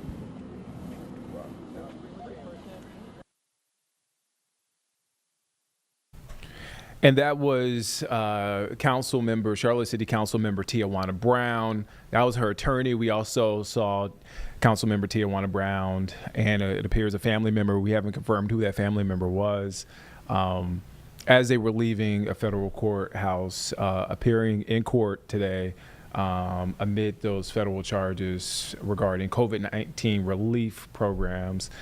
All right, so let's shift gears. Let's totally reset, shift gears. It is 2:06 on a Friday before Memorial Day. Memorial Day weekend, I'm still looking for a cookout to go to. I'm still looking for all the things for Memorial Day weekend, but I'll be fine. You'll be fine. You'll find something. I'll be fine. But it is. You can watch some racing. That's what I'll be I was about to say, it's Coca-Cola 600 weekend. That's right. It's a big weekend. It's a big weekend. Look, this upcoming weekend is Coca-Cola 600. I showed you my video. You still impressed by that video of me I'm driving so on the track? impressed. I'm so That jealous. was 2017, Carlene. Come That was on. 2017. That was. Now we need to get 2025 Carlene in a car. We need to get you. That's what we need. We need to get you in the car. 2017, Nick already did his chance. Right. So we talked about it earlier. Coca-Cola 600 weekend, and with that we have a big interview for you in the 2:00 hour. That interview is here now. Let me set it up for you. So Trackhouse Racing will be fielding an all-black pit crew on the number 87 car driven by Connor Zilich. And look, this is a powerful moment and representation in NASCAR. NASCAR has done incredible work when it comes to diversity in the sport, drive for diversity. I think I got that right, Carlene? Yes. They've done so much. Last race I went to at Charlotte Motor Speedway in October, I bumped into I'm slipping on his name right now, but a guy I went to college with. He's part of a pit crew. That's awesome. Yeah, so like it opens up opportunities. He played ball. He played basketball. It's so impressive. Mm-hmm. It is. Look, it's so many great stories out there, including these two gentlemen right here, live on Impact News. This is Kenyatta Cap Houston, front tire changer, and Jordan Ferguson, who's a jackman. Appreciate y'all time. Thank y'all for stopping by. No problem. Thank you for having us. Before I ask any questions, I want to give you guys the proper intro so folks can be familiar with you guys. All right, so let's start with Cap Houston. I said he's front tire changer. He entered NASCAR in 2005 through the Pit Crew Development Program. 20 years in the sport, former defensive back and alum of Catawba College. 20 plus, let me say that again, 20 plus combined wins and the truck and the Xfinity series. Hey, man. Also, man, good community, man. Active volunteer with Meals on Wheels and Josh Bush Foundation. Let me move on to Jordan Ferguson. Jackville, former Seattle Seahawks defensive end, former defensive end and alumnus of Middle Tennessee State University. He started 6 months ago. In addition to his tenure with the Seahawks, he played in the UFL with the Memphis Showboats. Nick, Man, you got their full resume. I got it up. I wanted to show some respect. We appreciate that. Yeah, man. Like, so you guys have different journeys to NASCAR. How in the heck did you guys get into the sport? Well, with me, you know, I mean, I got in, like I said, through the diversity program. When it first started in 2004, 2005, it was a big process of recruiting athletes. And I think being that it was so new, they had to go, the program, the people involved in the program, they had to go out and tell people about this opportunity in NASCAR. When it came to us, you know, it came to I was playing semi-pro ball at the time, and it came to us and was like, yeah, this is another opportunity here, NASCAR. And we all know when people hear NASCAR, what you think, you know, just cars riding around in circles. But when they start talking about the challenge, the competitiveness, and also the money to be made, I was like, all right, let me see, let me give it a try. You know, I'm at a point in my life when I still want to compete, and let me give it a try. But Jordan is newer, you know what I'm saying? So his process is a little different. Now I think the program has grown to a point where really, you know, is word of mouth. And when I came in, there wasn't a lot of people that looked like me in the sport. When Jordan is here, he was like, oh, I see that there's some brothers doing this, some brothers doing that. So it's another different experience. Jordan, go ahead. I'll let you tell First off, we got to shout out to guys like Cap who paved the way for the opportunity, like guys like myself, to get the chance to be in NASCAR. Like I said, 6 months ago, I was getting cut from NFL teams and doing the UFL route, and just got tired of it and wanted to do something different with my life and just still use my physical attributes that God gave me. And like in the NFL, like college, they have recruiters, scouts, NASCAR scouts who go out and find guys who are done with college football or want to move on to different things from after their NFL career or professional career. And this is a great outlet, and I love where I am, and I love Trackhouse. And look, you guys look happy, man. Y'all like, I mean, y'all cheesy. Cap trying not to cheese. He trying to look cool right now. Yeah, you know what it is. Yeah. I try. But it's cool to see that y'all doing something that you love. Cap, you've been doing this for 20 years. Jordan, I know you're newer. Yeah. But, like, what is race day like? Because I understand, like, on the football field, it's probably like, all right, like, I've been doing this for a while. There's a set of nerves there. But when it comes to racing, what is that like? It's the same. It's you know, and I like to relate it to stick and ball sports as well. When you watch NFL, you watch a football game on TV, you're like, okay, you know, you're rooting for your team, right? You're dedicated to whatever team that you're rooting for. But when you go to a game and you see how big the players are, and you know, it's larger than life. And it's the same thing when you go to a race. The cars, the smell. You can't smell the motor oil and the gas being burned out, the rubber. You can't smell that from the TV. But when you go to a race, that experience it hits all your senses. So like this Sunday, if you get a chance to come to the Coca-Cola 600. You're going to see why that we can't even leave. And you're going to see why I've been in for 20 years and I can't get out of it. You know, I can't get enough of it. But that's what race day is like. All senses are hit when you go to a race. Yeah, one thing to piggyback off here, one thing I realized going to the track, like a lot of the fans, they see the pit crew guys first more than they see the drivers. So we're taught here to, like, you know, make those, you know, you never know what those guys have to do to get to that race, or that experience they had could be their first race, their 10th race, but we spend quality time with those people. We try to make their race day, and that adrenaline doesn't start until the cars come down the pit road for me. But I think it's all cool to, you know, get that experience, to see what it is like on race day, and like the whole setup part. And I'm still learning, still get through the kinks of that, but it's fun. I love it, to work with guys like Cap and all the other guys here at the shop. Right. Man, that's so cool, man. So our producer, Carlene Bragg, hands down one of the biggest fans of the sport. It's true. I grew up watching the sport, but she is hands down the biggest fan. She has a question. I know as football players, competition's in y'all's blood. And I know as pit crews, like competition's still in y'all's blood. How has it kind of changed now that you're pit crew rather than being on the field? Well, the one thing I want to point out, you realize you got two defense players here, and that makes a difference. You know, we got a guy on our team, that was a quarterback, Richie Williams. You know, we got to kind of remind him, you know what I mean, what it's like to be on this side of the ball. Yeah. So you see Jordan 6 months in, and he's already done his first cup race. It took me back, 20 years ago. It took me at least 3 years to do my first cup race. But that's what the advancement in having athletes that's played sports, that's been on the team, and the fastest, he already told me, one of the fastest learners to jack a race car, and here he is doing his first Coca-Cola 600. I'll say with that, I think it's kind of like, like we said with defensive guys, you always attack, and play fast, play with your instincts. But in NASCAR, kind of got to be smooth with your speed and your explosiveness. That's one thing I'm still trying to figure out, that, every time you can't, you get a sack or you get an interception, you're all hype. You kind of got to bring yourself back down to earth to kind of stay level-headed and be consistent with your job. So I think I'm still trying to learn that I can't attack all the time or chase the quarterback all the time or try to get a tackle, but it's still fun, and that's the beauty of the sport too. Well, now I got to ask. I know maybe y'all can or can't comment on it, but are y'all competitive with other pit crews, or is it more of a competition against yourself to get quicker times and that sort of thing? We definitely could comment on it. I don't know if y'all kept up with we just had the All-Star race last week. That's and right. The pit crew competition that comes up, we got group chats that we go back and forth with other teams about who's going to win. Little side wagers, maybe for some push-ups or whatnot. You know what I'm saying? Little push-up wagers. You know what I'm saying, to see who's going to come out on top as far as our pit times.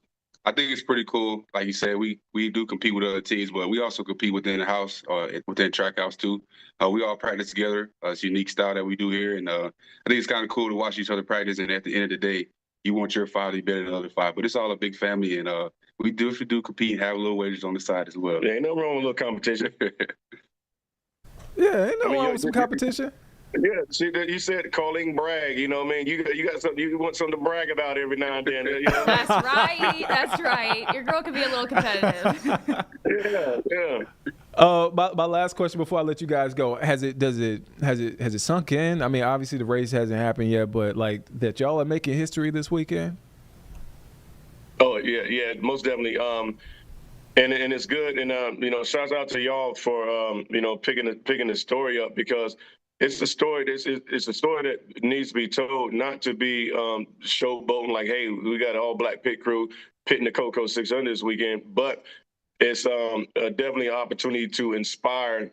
That there's kids out there that don't know that this is going on, and without even the visual of it is going to be the best for them to be able to see that, to be able to see that.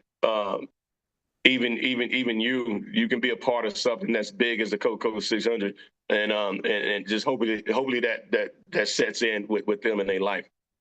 Yeah, like I said earlier, you got to shout out to guys like Cap who paved the way for us for stuff like this to happen. I don't know, 20 years ago, 50 years ago, he thought about something like this would be happening, but just to be an older guy, show me, take me up under his wing to show me, and maybe I can do that 15, 20 years down the road for somebody else. And we're doing it. We're here.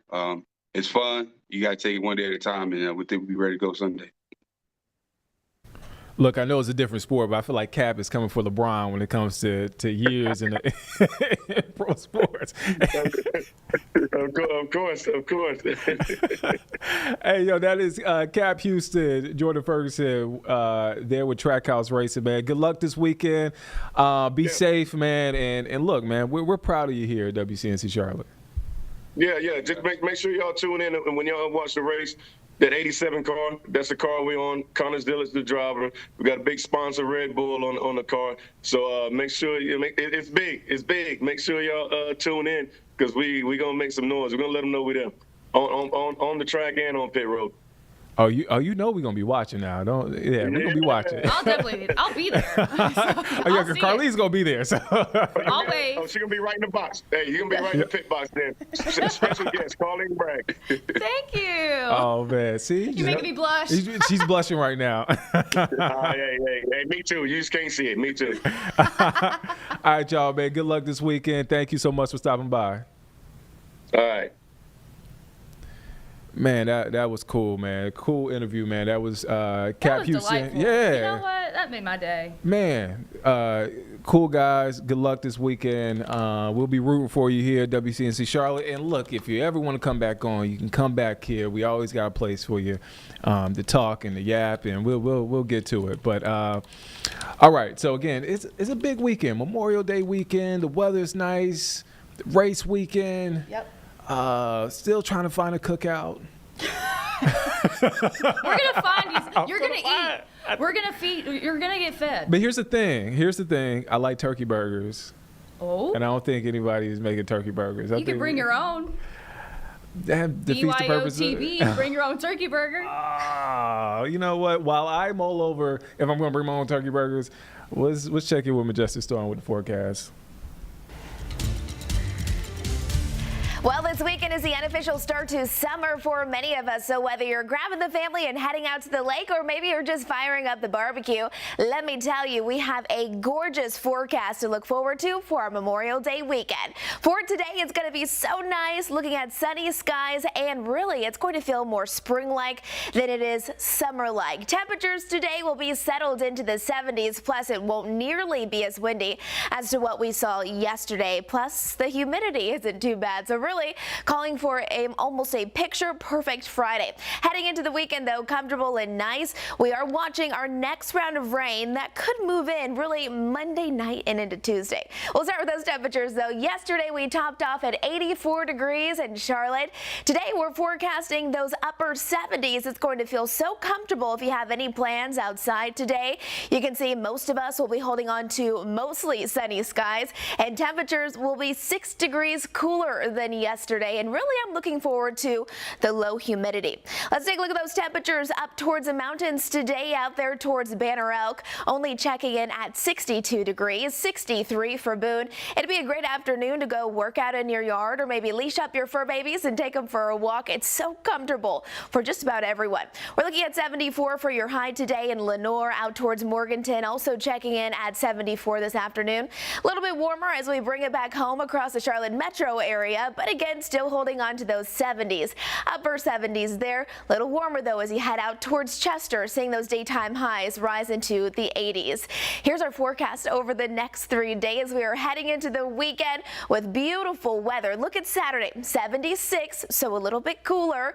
Sunday will increase those temperatures. Small chance for a stray shower on Sunday, and then on Monday, more clouds there and temperatures begin to drop. So a few more details that we got to talk about. Those dew points over the next few days, they will be low. They really don't increase until next week. So dew points really indicate the humidity and the air, the moisture in the air. So if you're somebody who does not like the humidity, you'll love the forecast over the next few days. Now look at our temperatures. This goes out 10 days for your Friday. Again, upper 70s, feeling comfortable tomorrow. If you have a motorcycle and you want to go for a cruise, tomorrow would be a great day for that. And then as we're looking at Sunday, we'll bump up those temperatures, but then here we go. We'll see a drop in those temperatures on Tuesday, and Tuesday won't only be our coolest day, but we're also watching for our next best opportunity for some more rain to move back into the area. But as of now, it just seems like this could be our next best opportunity for more of widespread rain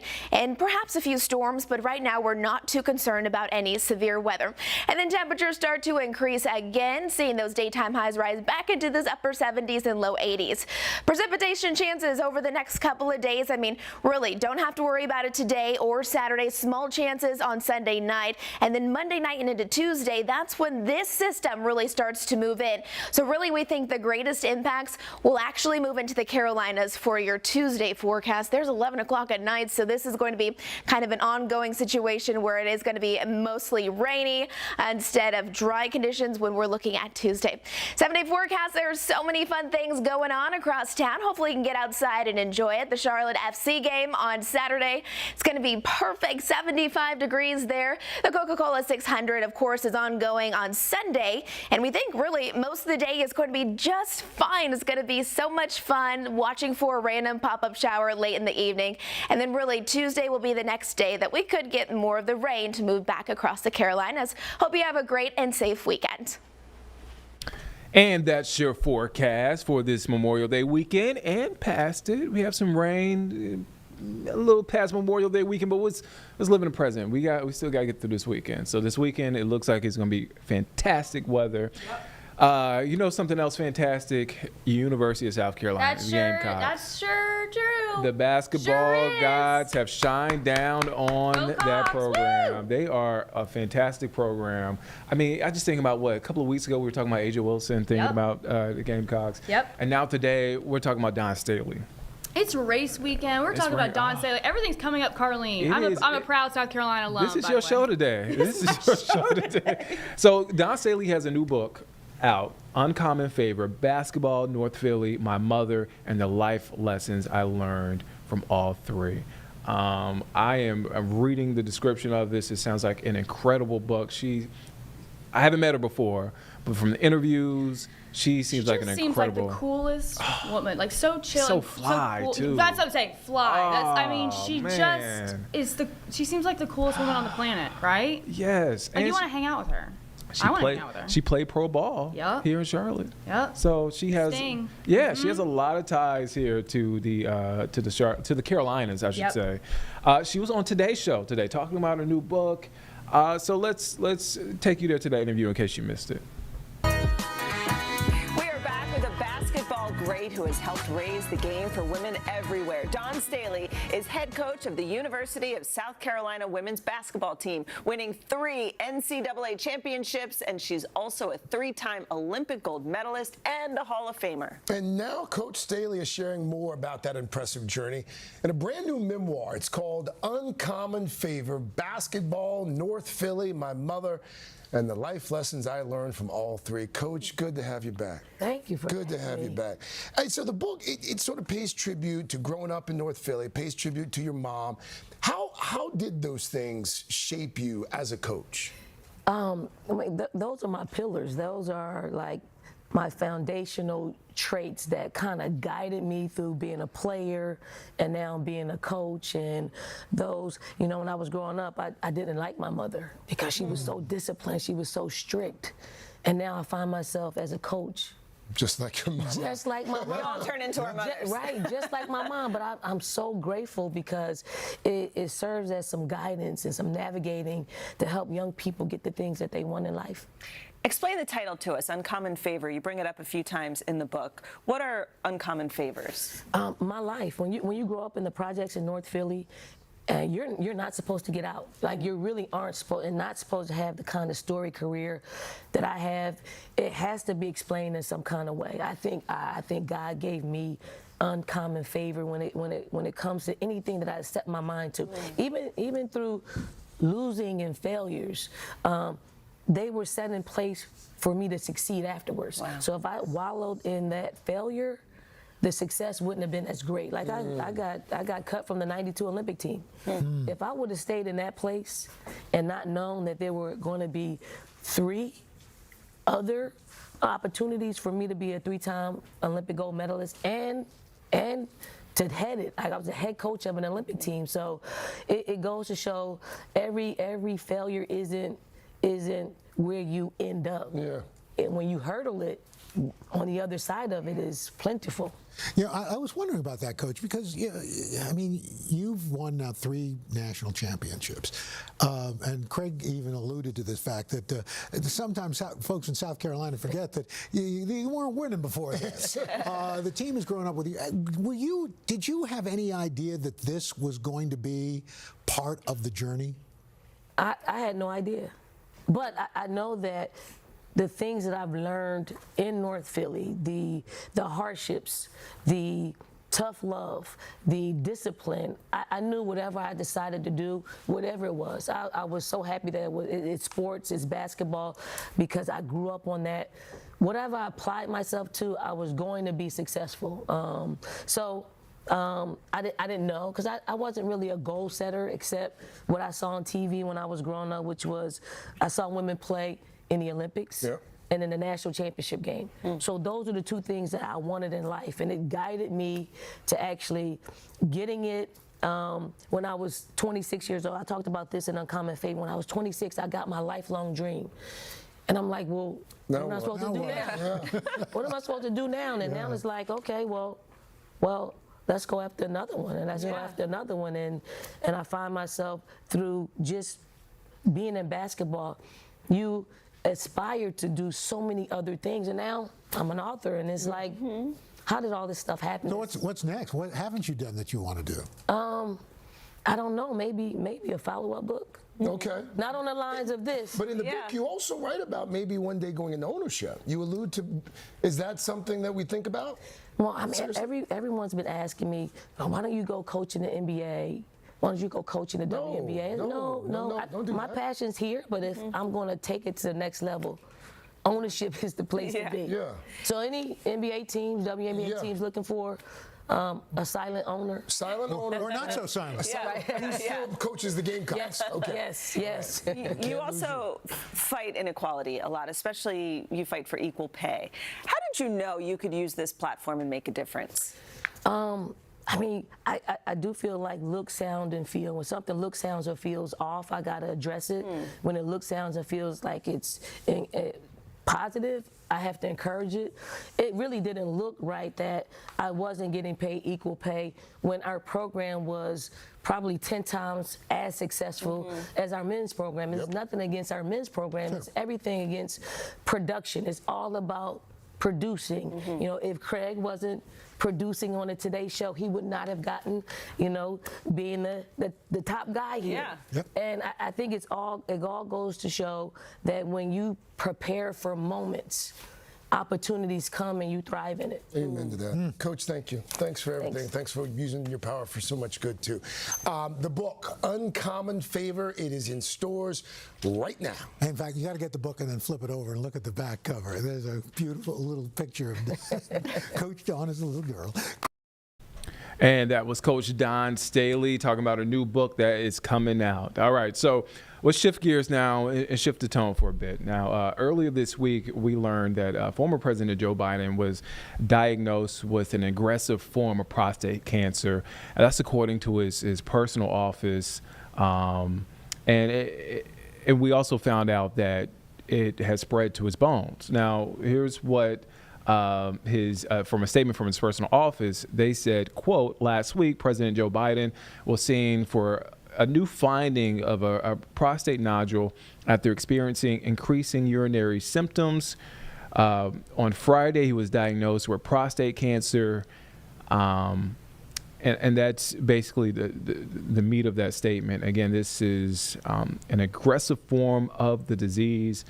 And so many people have come out to lend their support, from fellow politicians to supporters to people within the cancer community who are maybe dealing with cancer, or maybe have family or friends dealing with cancer as well. I thought, in talking to Carlene, we thought it was important to inform folks here on the show about the diagnosis, prostate cancer itself, what to look out for, news that you could definitely use at home, because usually when you hear about these diagnoses, when it comes to people who are public figures, who are stars, it brings a lot more awareness to the disease. So I want to bring in Dr. Kyle Johnson, urologist with Novant Health. Dr. Johnson, thank you for your time here. Yeah, thank you for having me. It's a pleasure to have the opportunity to speak and help spread awareness. I guess my first question, again, I wanted to center it around making sure folks get something meaningful out of this interview. Like, what are the main screenings when it comes to prostate cancer? Yeah, I'm happy to kind of share that. I sort of wear two hats. I'm mainly a urologic oncologist, so I focus on the treatment of prostate cancer and other GU malignancies. With urology specialist of the Carolinas and also Novant Health, where I'm the medical director of urologic oncology. But unfortunately, early stage prostate cancer is usually completely asymptomatic. And that's why it's so important to have prostate cancer screening in men who are young.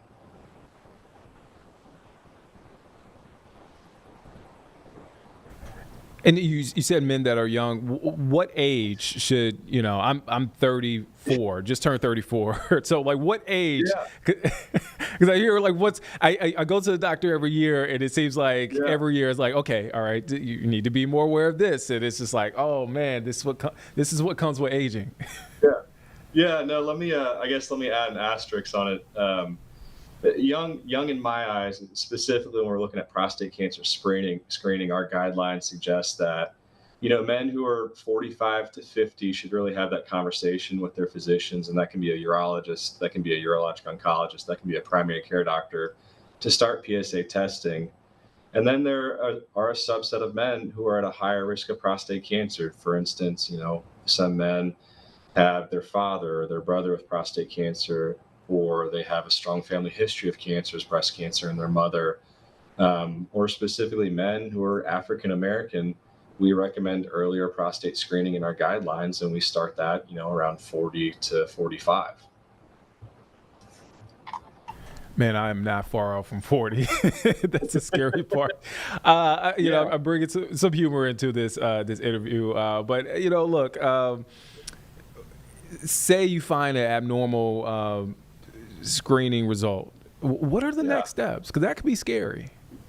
Yeah, absolutely. I think the first thing is to kind of take a deep breath, right? Especially in the media, and sort of more awareness is great, but an elevated PSA, which is the screening test for prostate cancer, where we're looking for an enzyme specifically produced by the prostate, isn't the end of the world. The reason being is a PSA, while a screening test isn't perfect. And so if it is elevated, it sort of warrants an in-depth conversation where your physician might order additional blood tests. They might order an MRI, or they might sort of directly proceed to a prostate biopsy to really figure out, is this elevated PSA something to worry about, or is this an elevated PSA due to a benign or non-cancerous cause? And I know we say getting screened is very important, but are there any, I guess, promising trends or technologies if we're looking ahead that can help us when it comes to this diagnosis? Yeah, absolutely, Nick. That is exactly what every cancer doctor wants out there, is how do we get better at our jobs so we can take care of patients in a more sort of appropriate and effective way. I don't know that it's sort of ready for prime time yet, but precision medicine does include the diagnosis of cancers earlier on, and the diagnosis of cancers that might be more of a problem. So we can hopefully reduce late diagnoses of cancers that may have already spread, and that includes prostate cancer. My last question for you before I let you go: what is that conversation like with families, with patients when it comes to, say, you're diagnosed with prostate cancer? What is those conversations like? Yeah, absolutely. Thanks for that question. I think the first thing is, you're not alone. 1 in 8 men are going to be diagnosed with prostate cancer at some point. There's about just over 3.3 million men living with prostate cancer in the United States. There's a lot of prostate cancer that is low risk. And so if you have that kind of prostate cancer, we keep an eye on you to make sure it doesn't become intermediate risk or high risk. And if we do find intermediate or high risk disease, let's assume the worst case scenario, right?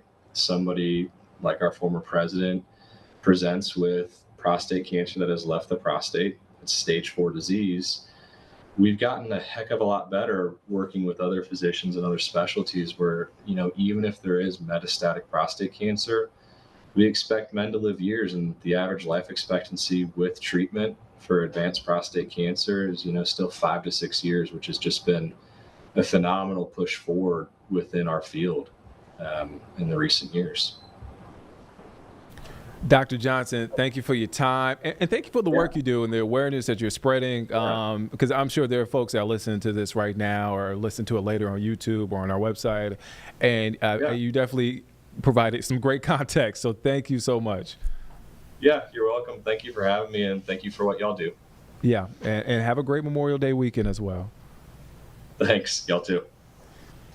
All right, that was Dr. Kyle Johnson, urologist there with Novant Health. Again, so much information out there, and I know it can be overwhelming, but we thought it was important for this interview to give you some context, to give you some news that you can use when it comes to screenings. When it comes, I was always told, go to the doctor, go get a checkup.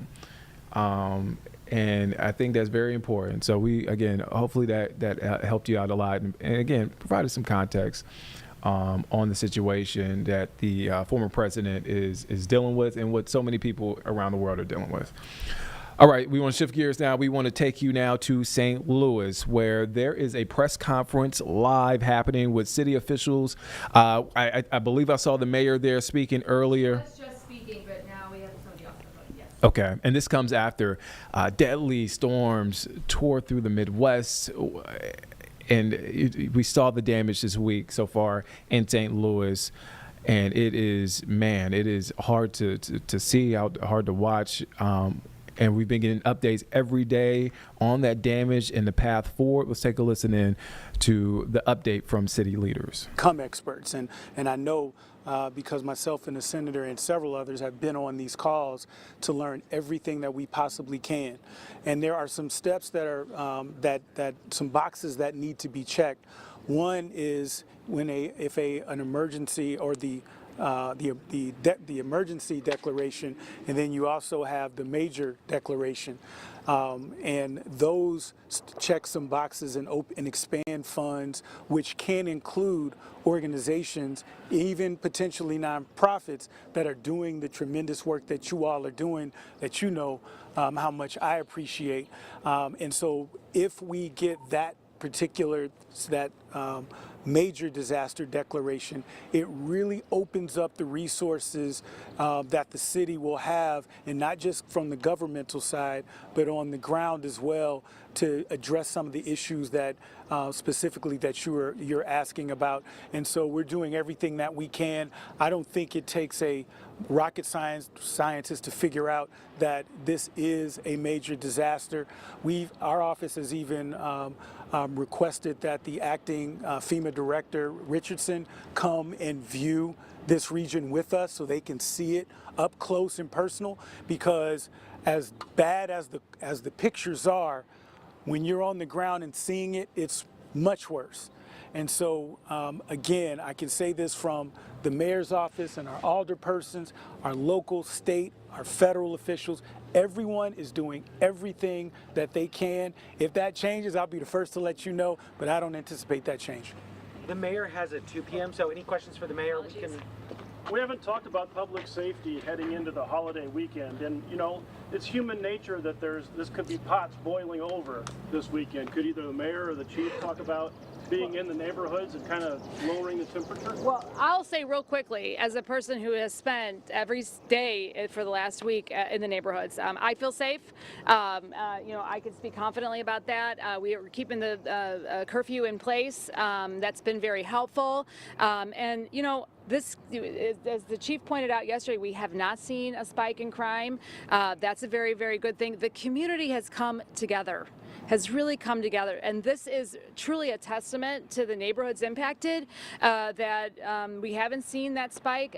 We've been seeing a lot of folks looking out for each other and staying intact within their block. If blocks have been hit in a very unusual way, one house here, that sort of thing, and people are taking neighbors in and making sure they're coming together to protect the community. So because of our the question is how we're going to keep the neighborhood safer. We're coming to a holiday weekend, trying to see if things are going to boil over.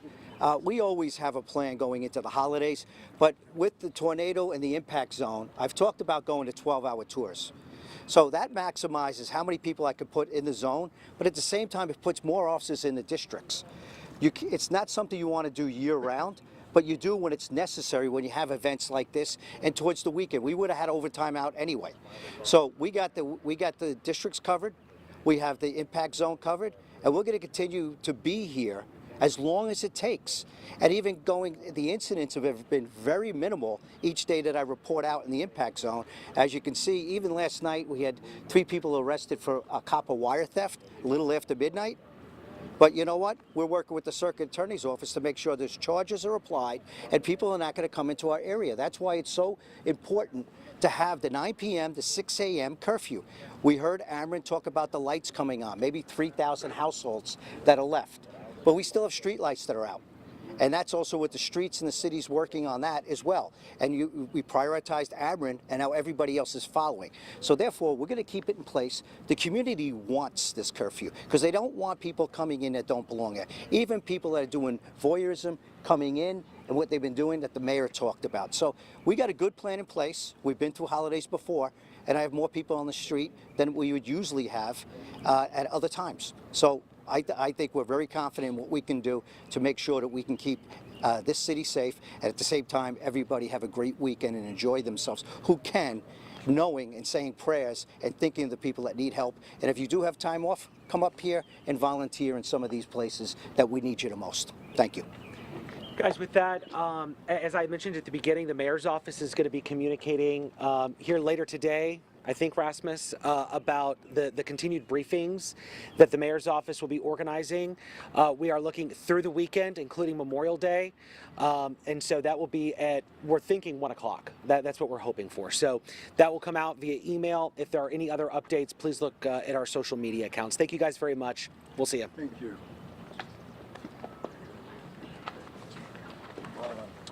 What do I need to do? That would be Rasmus. He's the one who You're watching Live Impact News on WCNC Plus. I'm Nick Sturtevant. That was a press conference there in St. Louis following the aftermath of deadly storms that swept through the Midwest. St. Louis heavily impacted by a tornado, a deadly tornado there. Again, they're giving updates on the recovery efforts. They've been doing this all week. So we've been getting updates from city officials all week on the recovery efforts and the next steps there. All right, so let's shift gears. We want to go back to an interview that we played earlier. Again, we've been big on racing during the show because it is Coca-Cola 600 weekend here in Charlotte.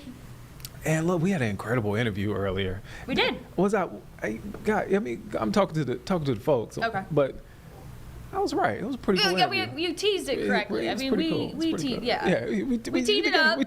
Team effort. We enticed y'all, and you stayed for it, and we thank you. And it was thank you for saying that interview. You can find that interview as soon as it's posted on our website. I'm sure it is right now. I don't have the time to look at it right now, unless you just want some dead air. But, I'm joking, y'all. All right, yeah, again, it's Coca-Cola 600 weekend here in Charlotte. And look, we had a chance to hear from Performance Racing Network lead anchor Brad Gilley. He was previewing Coca-Cola 600, recapping the All-Star race and the 2026 Hall of Fame class. Here is his covered it all. He covered it all. He was fantastic. Right. Oh, man, this is another treat for you. Let's listen into the interview with Sports Director Nick Carboni. All right, welcome back into the Live Impact studio. I'm Nick Carboni, sports director here at WCNC Charlotte. It is May, and around here that means two things: golf, and we just wrapped up the PGA Championship, and NASCAR. NASCAR running at its true home here in the Charlotte, North Carolina area. We had North Wilkesboro last weekend, another successful all-star race, and we've got the Coca-Cola 600 coming right on the heels of that this Memorial Day weekend. So we had to bring in somebody who could talk about all of that and talk about it well, and he does it every week for a living. Brad Gilley from Performance Racing Network does Fast Talk with Doug Rice and Alexis Erickson. You can find that every single week. GoPRN.com. Brad, thanks for joining me, man. I know it was a fun weekend up in North Wilkesboro. Oh, my gosh. It was great. Doug Rice and I actually had a blast because we went up there and we were just the PA announcers. We didn't have to worry about broadcasting or anything. And that's what's fun because you get to really bring the energy in the building. And not that they needed us for that, because the action on the track honestly spoke for itself. It was just, it's such an amazing weekend and an amazing piece of history. What is it like to be there? I mean, because we see it on TV, and I've been there, and you could just tell the people that are there are just so into it. And they are at every track that the sport goes to, but there's some extra meaning at North Wilkesboro, feels like. What does it feel like? Yeah, so I look at it this way. Imagine, and I'll think of like, a big concert that's been here in like the last 4 or 5 years. Imagine the Rolling Stones, right, who played at Panthers Stadium. Imagine if they were playing at a nightclub somewhere in downtown Charlotte, and you could go be there and feel that energy. That's kind of what North Wilkesboro is like, because all of NASCAR's history is there, and the way that track looked when it closed in 1996 is pretty similar to the way it looks today. I mean, a few modern upgrades, but it still has that same soul, if you will. And I think that's the cool thing. The people who were there are just having a great time. It's easy to get around when you're on property, and it's fun to just see the history and feel like you're at something special. And I think that's maybe the best way I can describe it. Absolutely, and you can feel it through the audio and the video on the broadcast. So let's put a pin in the All-Star race real quick, because the Hall of Fame news is the most recent thing in NASCAR. Hall of Fame class of 26 coming out last night. We got Kurt Busch, really the headliner. You got Harry Gant, Ray Hendrick, the modified driver, getting in on the Pioneer era ballot. Humpy Wheeler, landmark award winner. Do you have any Humpy Wheeler stories for us? I've never gotten a chance to meet Humpy, but he's a legend. If you go to Charlotte Motor Speedway, you're going to hear Humpy stories. I'll almost give my version of like almost everyone's Humpy story, because a lot of it is the same.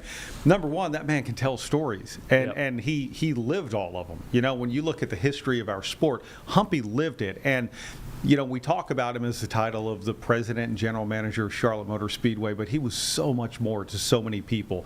Humpy was the person that when a young driver was coming up, he would counsel or advise that driver. When a young reporter was coming into NASCAR, he would say, hey, look, if you're going to cover the sport, this is really what you need to look at and what you need to focus on and things like that. You look at our drivers today, from Kyle Busch to Joey Logano and, literally people who are champions of our sport.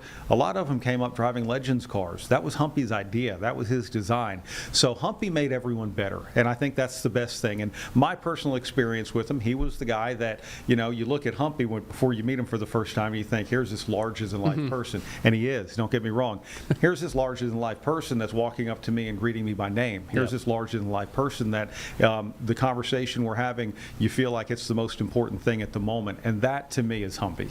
All class, and now in the class of 2026 for the NASCAR Hall of Fame. All right, we got to talk about Kurt Busch. I mean, you're talking about a guy who's won some of the crown jewel races. He's won 34 Cup Series races as well. Longevity and excellence over time is what stands out to me. When you think about Kurt Busch's career and journey, as it was, what stands out to you? Performance. Kurt, it's funny because Kurt was really the beginning of the era of young drivers. I mean, Jeff Gordon is really that person. But Kurt came in and almost had like no street cred, no skins on the wall, no anything.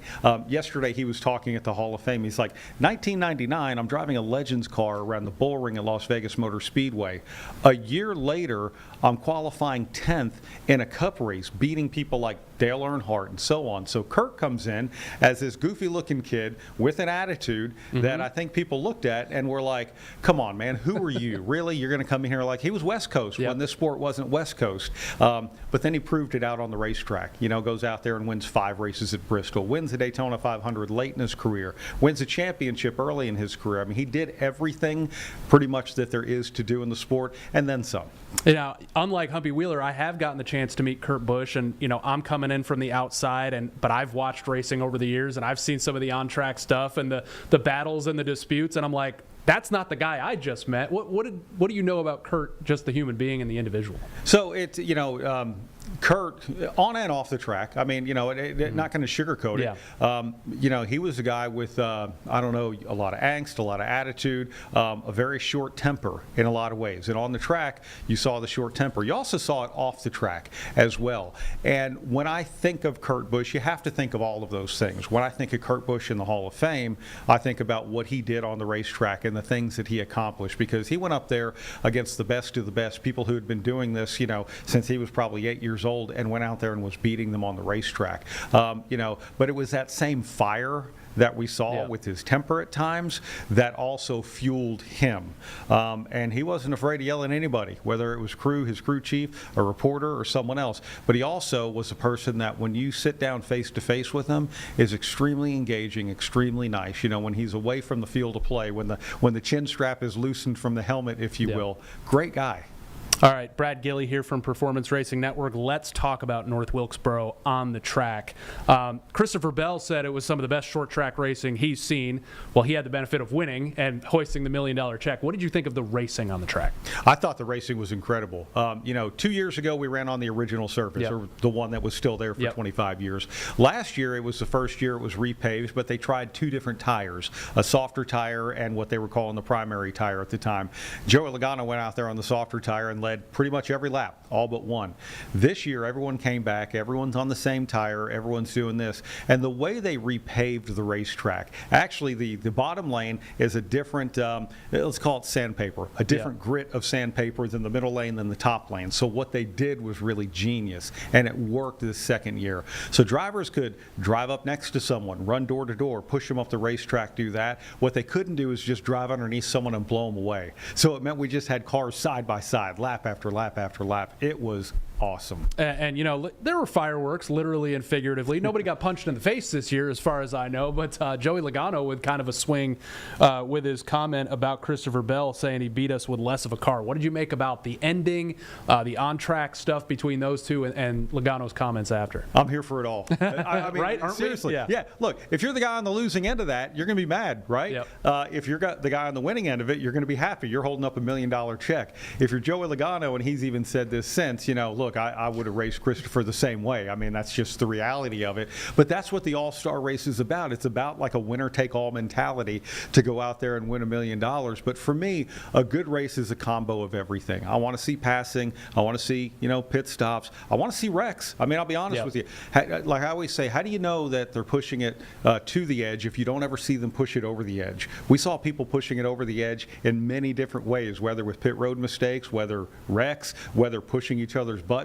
We had all of those things, like everything that goes into a NASCAR race, the ingredients, that was it right there Sunday night. All right, Christopher Bell, I mean, look out, folks. I mean, this guy's winning left and right. He's the defending Coke 600 winner. We're going to talk about that race soon. Now he's got an all-star race under his belt. I think he's got 19 Cup Series wins in like 4.5 seasons. He's kind of understated sometimes, and his personality doesn't stand out as much as some of the guys in his class, so to speak. But what have you made of his career so far and where it can go? And this was a big win for him. It's not a points win, obviously, but that was a big one for him to pick up. It really was. I'm a big Christopher Bell fan. Being a Texas guy, he's an Oklahoma guy. You know, you get someone from your region, and all of a sudden he does big things, whether it was trucks, Xfinity, and now in Cup. I think that's really cool. But this is what I like about Christopher as a driver. Number one, he's got an amazing crew chief in Adam Stevens, and the two of those gel together in a great, great way. But this is one thing Christopher has that it takes a lot of drivers years to understand. understand, and good decisions on the racetrack. A lot of drivers can go out there and pass cars and run fast and make good pit stops and all of that, but sometimes you have to know when to go and know when not to go. And Christopher makes good decisions on the racetrack. That's a veteran, and he's early in his life a veteran, and he's going to be here doing this for a while. And you got to know where to be when it's raining, because that's what he did last year at the 600. Although, you know, well earned. Last question about North Wilkesboro.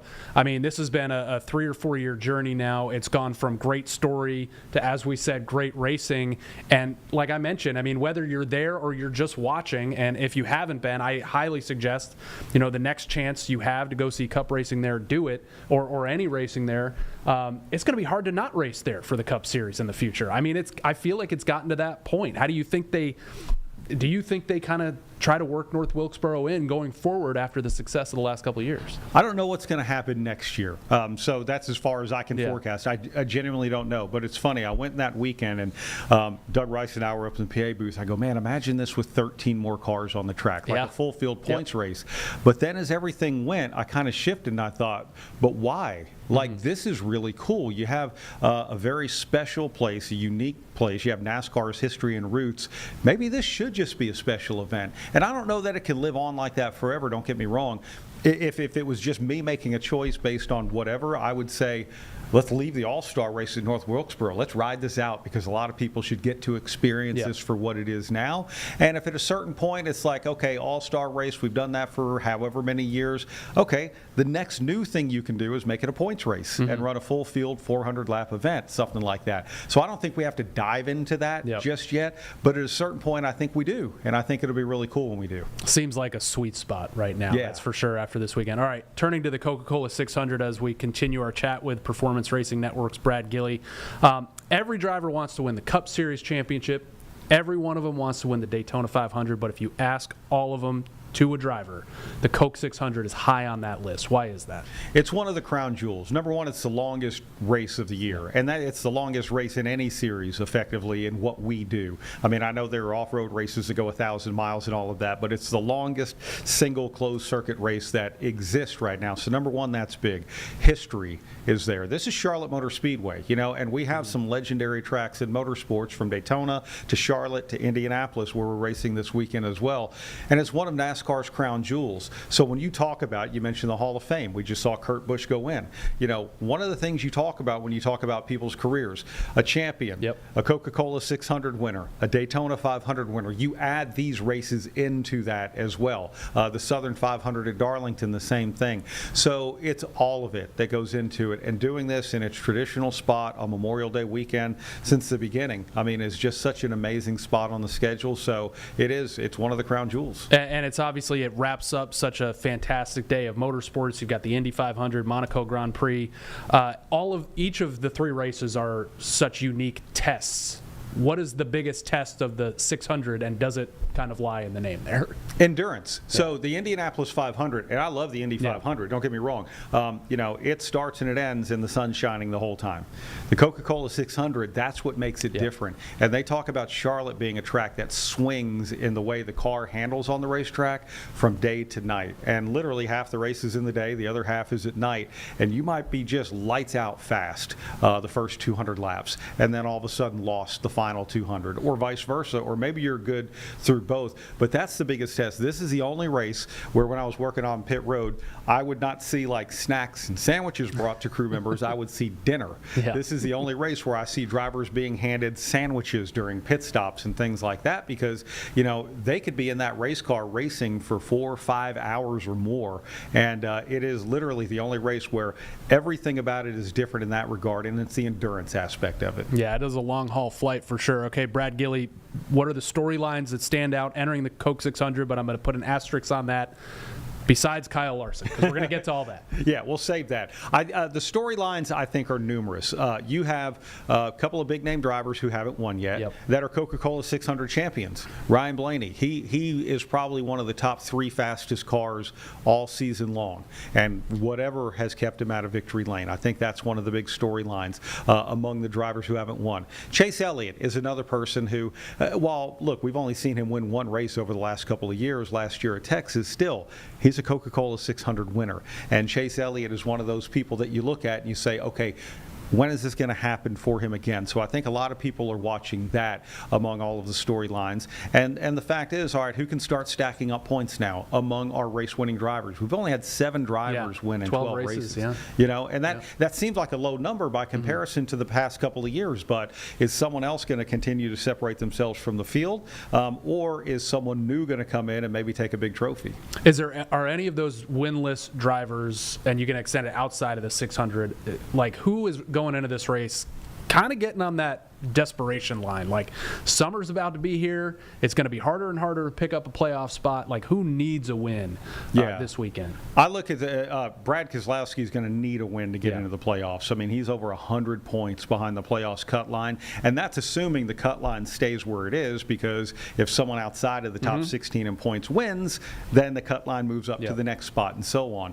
He's awful this year, and when he's not awful, they've had bad luck. You know, they've had some nice days and they've had some really bad days. That's the biggest one. Truthfully, and I know they're appealing their penalty, but his teammate Chris Buescher, he went from 12th in the standings to 25th on a 60-point penalty. I mean, that's huge. That puts him into must-win territory, even though we still have 14 races to go into the playoffs. So now we have teams that are potentially good, historically race-winning teams, whose backs are against the wall, and that's kind of cool. How has this year's intermediate package on the track informed you about what we might be able to expect this weekend? It's weird. In some ways it's been consistent, in others it's been sporadic. Take a guy like Ross Chastain. They went to Homestead, a 1.5-mile track, and were awful. They go to Texas, and he goes from 31st to finish 2nd. They go to Kansas, they're mediocre again. So what's Charlotte going to bring? I look at that. But then I do look at Denny Hamlin consistently fast on these tracks. He's had bad luck the last few weeks. I look at William Byron and Kyle Larson. These drivers have been consistently fast. Honestly, one person that people don't talk about, and I think they should, is Alex Bowman. His 1.5-mile record here recently, and I say recently, the past few years, is like top 3 in the series. He really is that good. So I think those are the drivers that run consistently well, and there are some other drivers who have struggled a little bit. All right, now let's talk about Kyle Larson and double duty. You know, maybe it's because of the PGA Championship, and in my world, we're talking about all the different sports in Charlotte. We had the NFL schedule released last week. We had, the NBA lottery, and we don't have to dissect what happened there again for the Charlotte Hornets, but it seems like it's becoming the norm to like expect, okay, Kyle Larson, of course he's qualifying and he's going to do, it's still a big deal though. Like, this is a massive deal in motorsports to pull double duty, to attempt to run the Indianapolis 500 and the Coca-Cola 600 on the same weekend. What have you thought about the lead up to this year's attempt before we kind of dive into how it may go? Yeah, I know the first year is always going to be bigger, but to me the first year was different in that first year running an Indy car, he had a lot of practice, but he goes to Indianapolis and it's like, wow, like he's good. Yeah, like he's taking lead laps. Yeah. I mean, he's just everything. This year leading up to it, he goes out in April for like a reconfirmation test or whatever and wrecks the car. He goes into the month of May, wrecks the car, qualifies 21st. So it's not like the same, wow, look at what Kyle Larson's doing, because we already saw what he could do. He was running top 10 until he had a speeding penalty last year. So I think now the bigger question is the unknown. He fell short. Literally the same rainstorm that delayed the start of the Indy 500 is the one that ended the Coca-Cola 600 early as it moved across the country. So the question then becomes, is he going to be able to make the 1,100 miles? So I think that's where some people temper their expectation or their anticipation, because it's like, okay, how's it going to happen? Yeah, it was a letdown last year, seeing him land from Paget in that lightning storm. I mean, we're all standing out there like, are they going to get in? Are they going to get in? He gets to pit road, and they call the race. We'll talk to Brad Panovich about what the weather's going to be like in Bolt City soon, but it looks pretty good to me. Right now, he's row 7, I think, position 19 for the 500 on the grid. Besides winning both, which is like a pipe dream for anybody to do, but he's as you said, he's been pretty good in the IndyCar before. What do you think would have this be a great success for Kyle Larson? Would it be winning the 600, and finishing the Indy 500 or a top 10 in the Indy 500? So if you're greedy, well, he's going to win both, right? If you're a Kyle Larson fan. Beyond that, I think first, run all the laps. You know, let's get in the 1,100 miles because that's the cool story of it. Yeah, you know, Kurt Busch was the last one to do it, finished sixth at Indy and blew an engine after 100 and something laps, running well at Charlotte. Run the 1,100 miles. That's number one. That's successful. Number two, let's start getting a little more greedy. Top 10 in both. How about that? You know, maybe top 5. Maybe you can win one of them. And I think the Coca-Cola 600 is obviously very doable because it's so long. But you never know what can happen. There's drama in both of these races. But I think number one is just run the laps. Say you completed it, and then let's start getting more and more greedy from there. I ask this knowing that Tony Stewart completed all 1,100. I believe finished top 10 in each race 2 different years. The second year. Or the second year. Yeah. Does it feel different when Kyle Larson goes to Indy, though? Does it feel like this isn't just a NASCAR driver trying the Indy 500?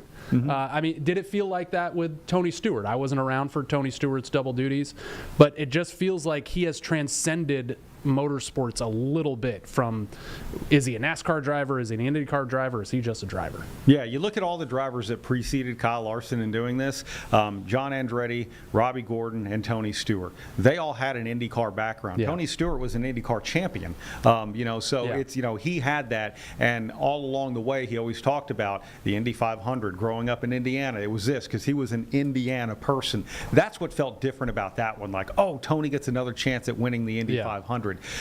Kurt Busch goes and does it, similar to Kyle Larson. He's not an IndyCar background, but Kurt Busch is a guy like, man, he can drive anything as well. He was very successful in NHRA when he tried the Pro Stock division also. I think what makes Kyle Larson different is because he races so many different types of car.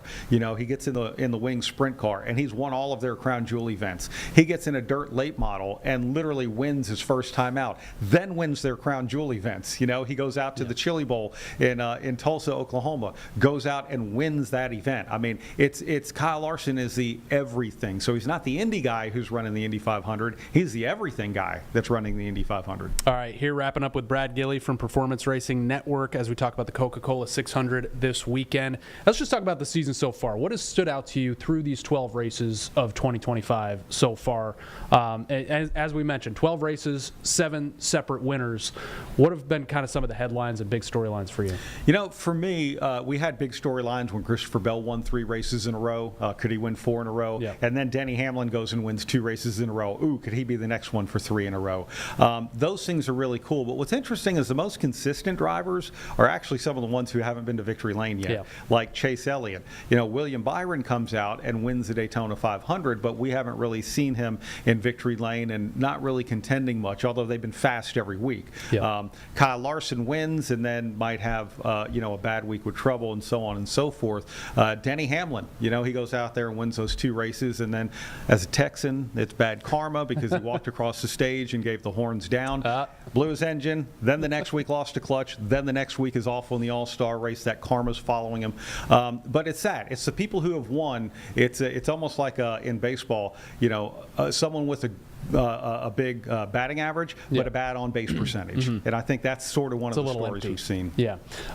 Does the Coca-Cola 600 serve as kind of a reset a little bit for the season, or a pivot point as we head into the summer? Pivot point's the best way to put it, because if you look at, we've run a lot of NASCAR's traditional style tracks, from Martinsville to Darlington to Las Vegas, Texas, Daytona, Atlanta, Talladega, so on and so forth. And this is the halfway point of the regular season. 13 down, 13 to go before we get into the playoffs. So for the Coca-Cola 600, this is the beginning of summer. There is a shift. I mean, there just simply is a shift. Now we're going to go run 4 road course races in the next 13.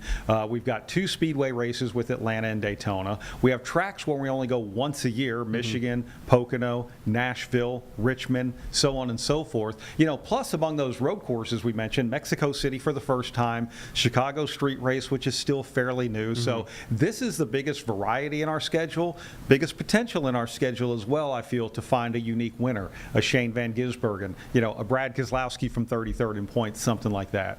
Well, you talked about North Wilkesboro Speedway feeling like you're at the roots of NASCAR again. Does Charlotte Motor Speedway and the Coke 600 still have that feel? I mean, it goes all the way back to the World 600 and Bruton Smith. Does it still have that feel to you all these years later when you're there? It does. It does for me as well. Yeah, and I think it does for a lot of people too, and which is really cool. What I love about being at Charlotte Motor Speedway, you can walk around. I mean, this is a track that opened in 1961, right?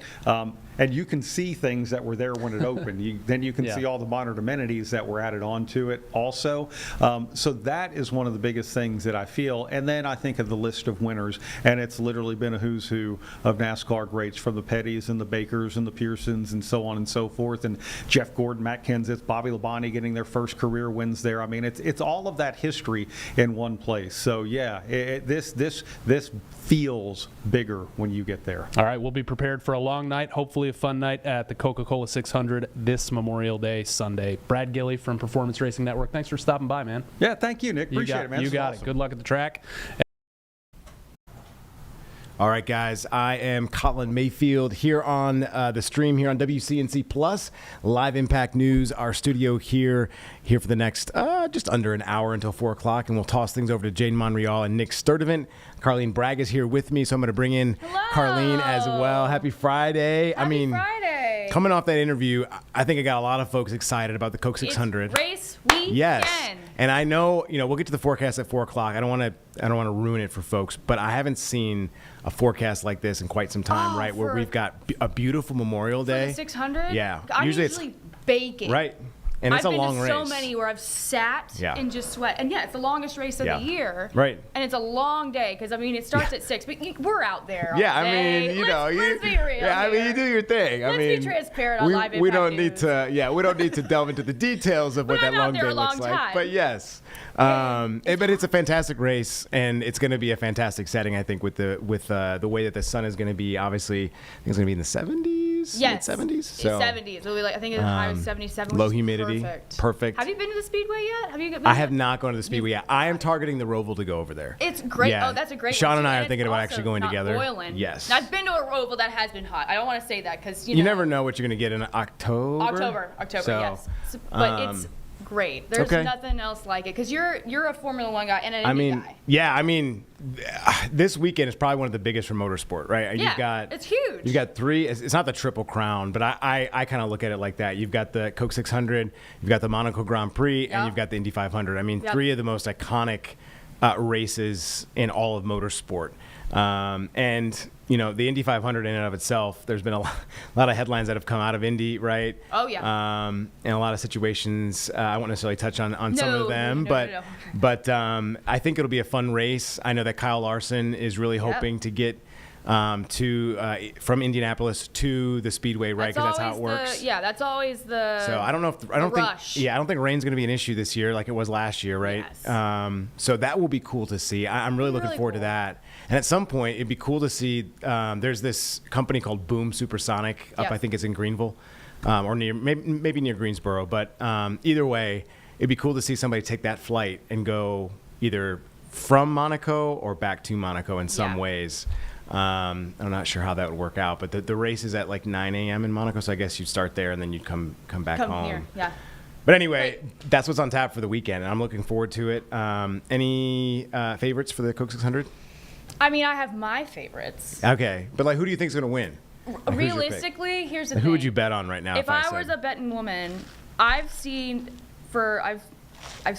at Charlotte Speedway, like 6 times probably. I've been to Charlotte Speedway 6, 7, maybe 8 times. Wow. And I've seen Kyle Larson win almost majority of the time. Now, the Coke 600. Just it in was the general. All-Star race, the Roval, the 600. But here's the thing. Not during the double, not when he's been doing Indy. So that might play a factor. And if I'm a betting woman putting that out the window, probably William Byron. Okay. I like Willie B. I like Hendrick Motorsport. I love William Byron. Yeah, that's probably my favorite NASCAR driver. Yeah. Hendrick Motorsport, little shout out to them. Yes. I was hopefully going to come and tour. Hopefully I can come back to Hendrick Motorsport. But yeah, they're awesome people over there. All the NASCAR teams have open arms. But Willie Byron is my favorite also because I like the iRace. I'm a big I don't do iRacing. I don't have a setup like. Oh, you'll have to like come your to guy. our house. You have to come to our house. But I do like to do some racing, and I think it's cool that has translated so far with the technology, right? Yes. Grasping where the apex is on a certain corner. It feels so real. And that's what I'm saying. Like the traction, hitting the curbs, it's so lifelike, and clearly it translates. So I think technology. that's how William B. got his. It's mind blowing. Got his start. Yeah, that's what I'm saying. So that story captivates me. Yeah. And I think it gives hope to a lot of kids who can't necessarily kart, right? Because karting is expensive. Yeah, it's an expensive sport. And it's easier to do in the UK and over in Europe. Not as much. You have to kind of travel. And North Carolina does have some karting associations that are pretty competitive. But anyway, it's going to be cool to see. So yeah, I would pick Willie Byron as well. I'm a Brad Keselowski fan. I just want to put that out there. Yeah? I'm sorry to RFK Racing. I will rep for you. I'll be wearing your shirts. I'll do all of that. I'll do the whole nine. A shout out. The Indy 500. I'm not going to pick a certain winner there. There's Joseph Newgarden, who's been a winner. He's a champion Indy 500. So I would assume he's with Team Penske. I do believe. Okay. I think he's probably a favorite. There's a couple other favorites that have been posted. So I'll let you click through that. And let me go to my picks and maybe predictions for F1 in Monaco. Okay. Been talking to our assistant news director about that. And this is one of the most technical tracks on the calendar. I mean, when they take the helmet visor camera, it's really cool to see how close they get to these barriers. Yes. And it's going to be an exciting weekend. So I'm looking forward to all three of these races. I don't know if I'll see every single one in its entirety. Well, yeah, because what time is Monaco? So the Monaco race starts at 9, I do believe, Eastern time. Let me make sure. Okay, so that's not terrible. Yeah, so it's not terrible. There's a pre-race situation that goes on, but it's cool. And then, let's see, Indianapolis 500 is at 12:45. Yep. And then 6 p.m. Yep. So that makes sense then. That's a lot. I mean, if you commit yourself to racing, and you've got a little one, and you got this, that, the other, you're to 9 until 9, basically 12 hours. That's a long day. Yeah, I can't do that. So my wife will probably kill me. But anyway, yeah. So it's going to be cool to see, and I do believe we'll have a lot of folks at the track getting all of that information. So we'll have that for you on WCNC Plus, the Impact Stream. We have a competitive advantage over everyone in the city, which allows us to be live anywhere at any time, really. So it's cool to see. Some big news from council. I know we've been really following the alleged payment between the council, right? Certain members, or I should say the Charlotte City Council, and then the police chief, right? But we also are learning more about the situation with Tijuana Brown and the PPP loans. She's defending herself, or did yesterday, obviously saying that she paid that back. And our Nate Morabito has been looking very heavily into this, fairly, might I add. But she did come out and say that she paid back this money today after the court appearance that she had.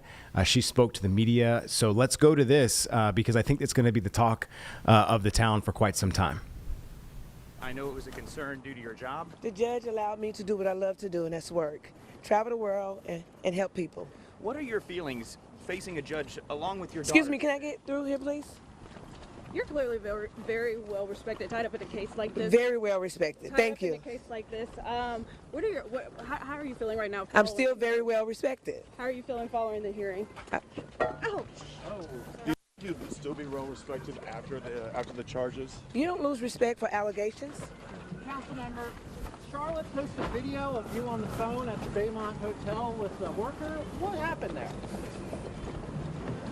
Would you at all be open to taking a deal if it was offered?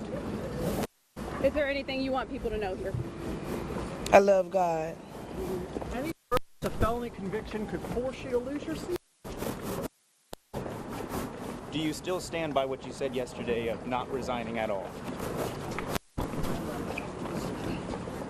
Is the loss of your passport going to... I am the city council member that was elected for the people, by the people. Resignation is not in... Watch out. I'm going to warn you. Thank you. You're welcome. Watch out. Resignation is not. It's not an option. This has nothing to do with my seat. Where am I going? Excuse us. Can we get through? Thank you. Do y'all have on how that went today? Hey, how are you? You know that. I love the people. Were you surprised at all by the way the hearing went today? What do you mean was surprised by the way? Judge was amazing. So what's the message to the community? I love you. Keep standing with us. Thank you. Why should the community? No comment.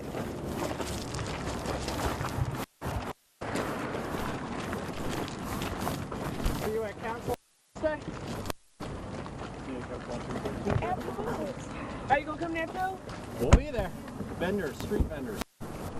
Have a good day. Any comments on the street vendors? The street vendor changes. Whatever my folks want me to do,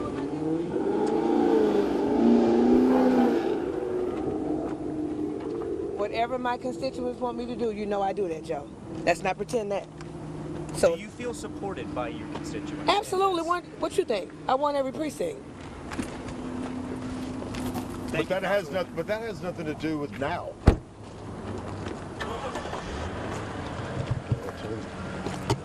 Anything you want to add? Michael, Rob? I think she covered it. Are you pleased with today, or with the way today's hearing went? Yes. Yes. Yes. Will the loss of her passport affect anything business-wise, or? I know that was a big thing that we're still working through that. So. And No, I was going to say, in terms of the trial, will they be 3 separate trials? I doubt it. I anticipate that it'll be a single trial.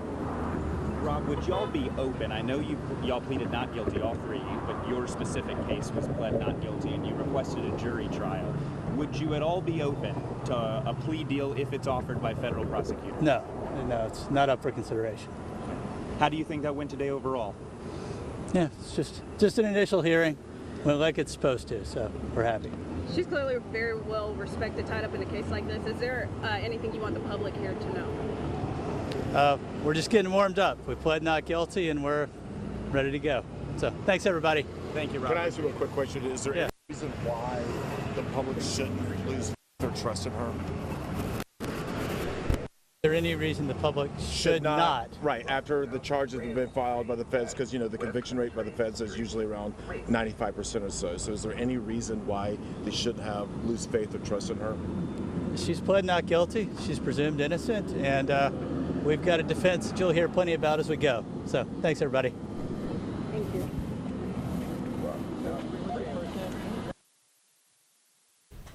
All right, so some interesting comments there by the attorneys and by Tijuana Brown.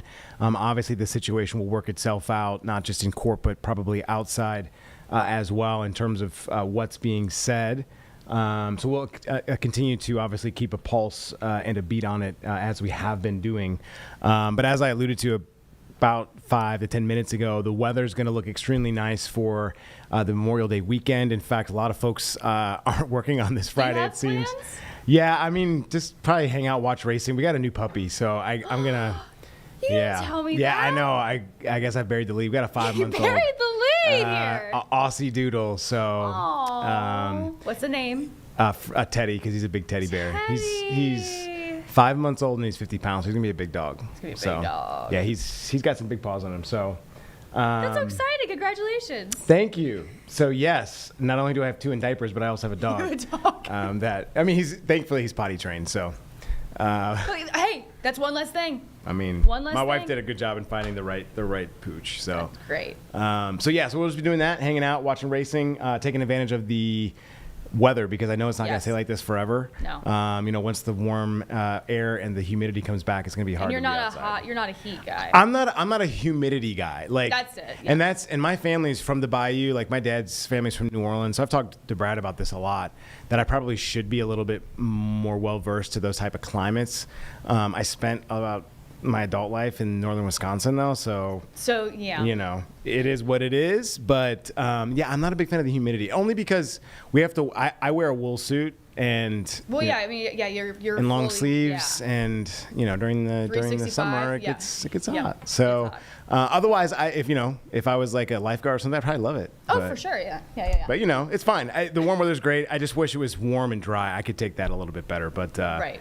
humidity as you get older. I just feel like it's just, I don't know. It takes it out of you. I'm from Charleston, too. I guess that's it, right? And, I mean, we get humidity here, but I tell people complain about humidity here. I'm like, y'all don't know humidity until you go to Charleston. No, but that's I get true. home, it is kind of a reminder. I get used to it, but it takes a day or two to be like, oh, yeah. That's what it feels like. Yeah, that's where they have a lot of where they used to have a lot of rice farms and stuff. And as a kid, we'd go out. I had family that are Gullah Geechee. Yes. And so, yes, I remember it being so sticky, at 9 o'clock at night, that literally even walking without a shirt on, you'd start sweating. Yeah. So, and that's we're gonna be in that territory here pretty soon. So gear up. We had some pretty. It's about to be a hot tub in Charlotte. Pretty interesting air. When the dew point hits 70, that's tough. Yeah. Even in the 60s, sometimes you're like, eesh. Yeah. So I'm really grateful for this weather. It's a blessing to have, especially for Memorial Day. And a lot of people travel, right? Like this is a really busy travel day. Our weekend. Pool day. I mean, pool it's all day, that stuff. yeah, and AAA has their numbers. It's going to be the highest record-setting people traveling again, as it always, as we step up every year in some sense. But I want people to be safe and to have good weather to do everything that they want to play all the games.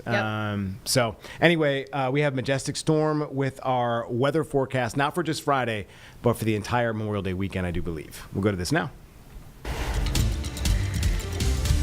Well, this weekend is the unofficial start to summer for many of us. So whether you're grabbing the family and heading out to the lake, or maybe you're just firing up the barbecue, let me tell you, we have a gorgeous forecast to look forward to for our Memorial Day weekend. For today, it's going to be so nice, looking at sunny skies, and really, it's going to feel more spring-like than it is summer-like. Temperatures today will be settled into the 70s, plus it won't nearly be as windy as to what we saw yesterday. Plus, the humidity isn't too bad. So really calling for almost a picture-perfect Friday. Heading into the weekend, though, comfortable and nice. We are watching our next round of rain that could move in really Monday night and into Tuesday. We'll start with those temperatures, though. Yesterday, we topped off at 84 degrees in Charlotte. Today, we're forecasting those upper 70s. It's going to feel so comfortable if you have any plans outside today.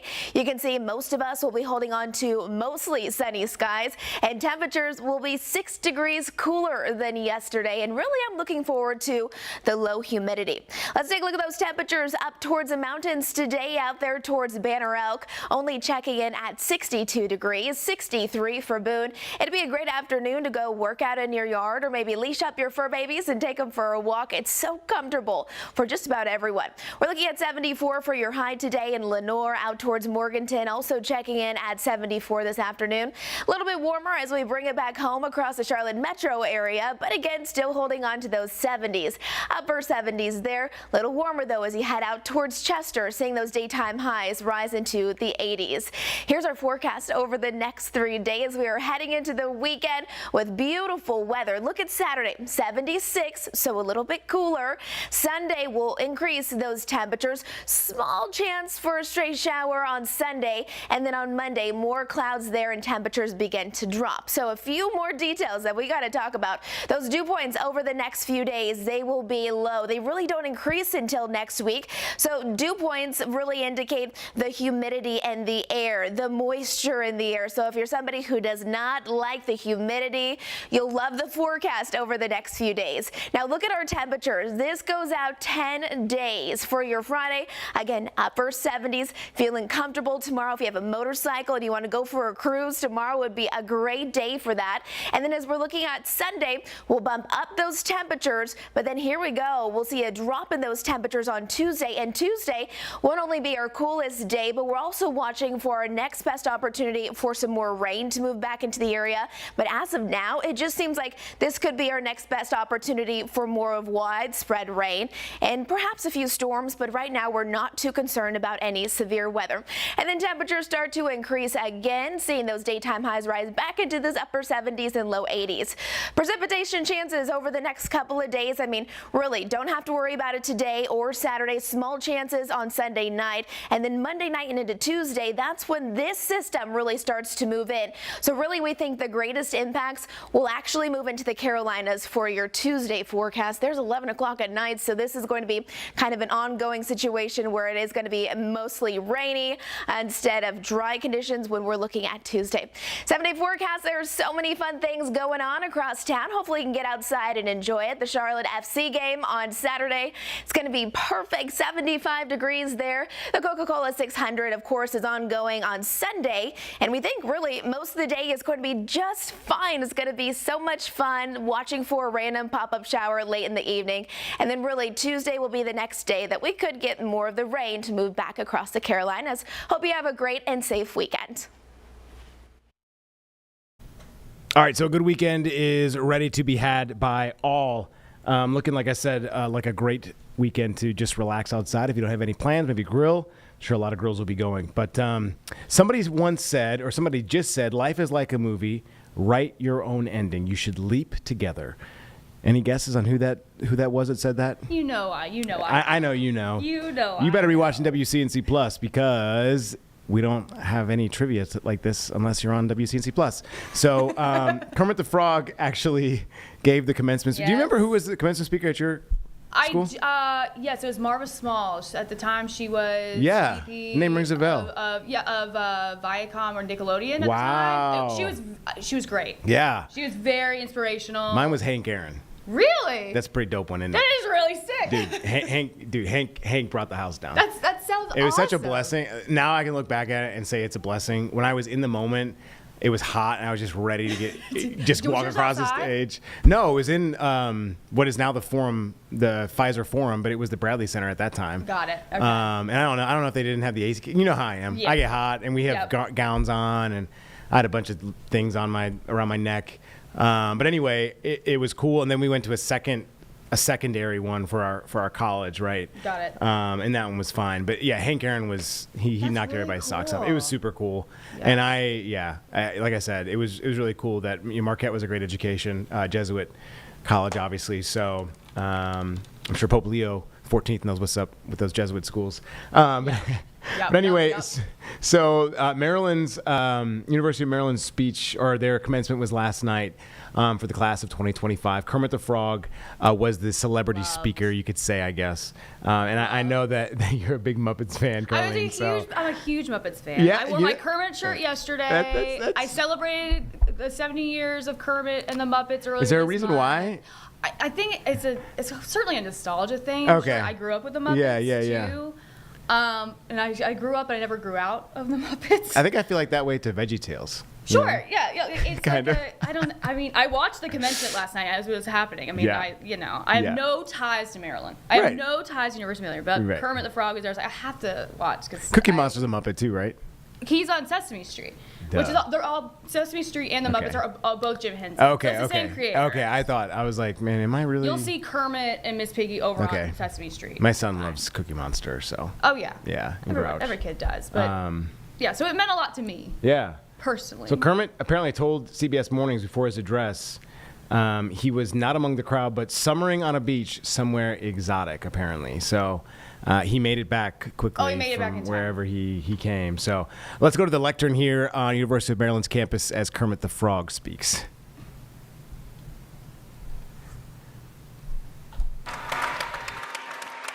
Hi-yo, everybody! Hello, I mean, wow, look at this crowd. Look at all these graduation caps with their decorations. Wow. Wow. What a thrill it is to be back here at the University of Maryland and celebrate the class of 2025. And don't forget the summer class of 2024. And the winter class of 2024. Yeah. Did I leave anybody out? No. Great. Good. You are all here. You're all here to listen to a frog in a very tiny cap and gown give a commencement speech on well, what's actually turned out to be a pretty beautiful evening. Yeah. Either way, I can guarantee you the forecast calls for a 100% chance of frog. So here I am. President Pines, Provost Rice, esteemed professors, proud parents, families, friends, fighting Terps, and fellow amphibians, thank you for having me. Let's hear it again for the graduates. Let's go.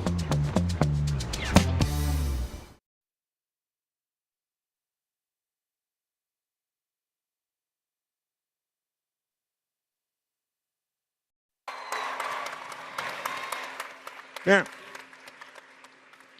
Now, as I look out at you students, I can tell that you have all worked your tails off.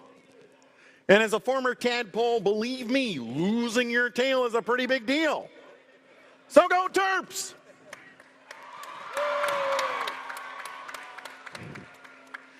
Now, I realize that today is one of the most important days of your lives, so I am honored to share some words of wisdom about 3 things that are close to my heart. Finding your people, taking the leap, and making connections. Yeah. Now, you and I share someone very special at University of Maryland, and I am talking, of course, about my friend Jim Henson. Yeah, Jim, in the early days, he had a hand in literally everything I did. Yeah, Jim and his wife Jane were proud students right here at UMD when the food at the Stamp was good.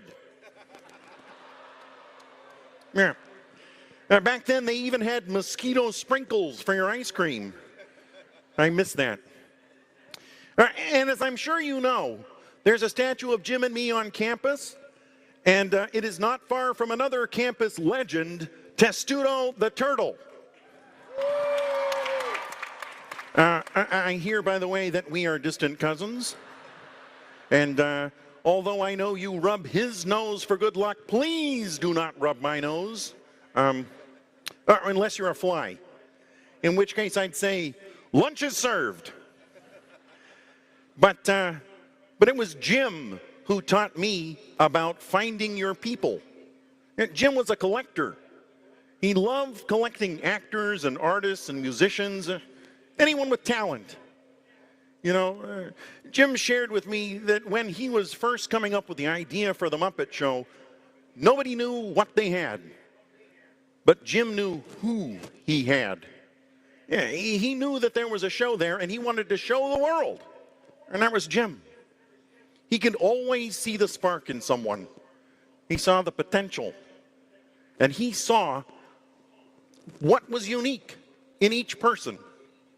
And he taught me what's unique about you should always be shared.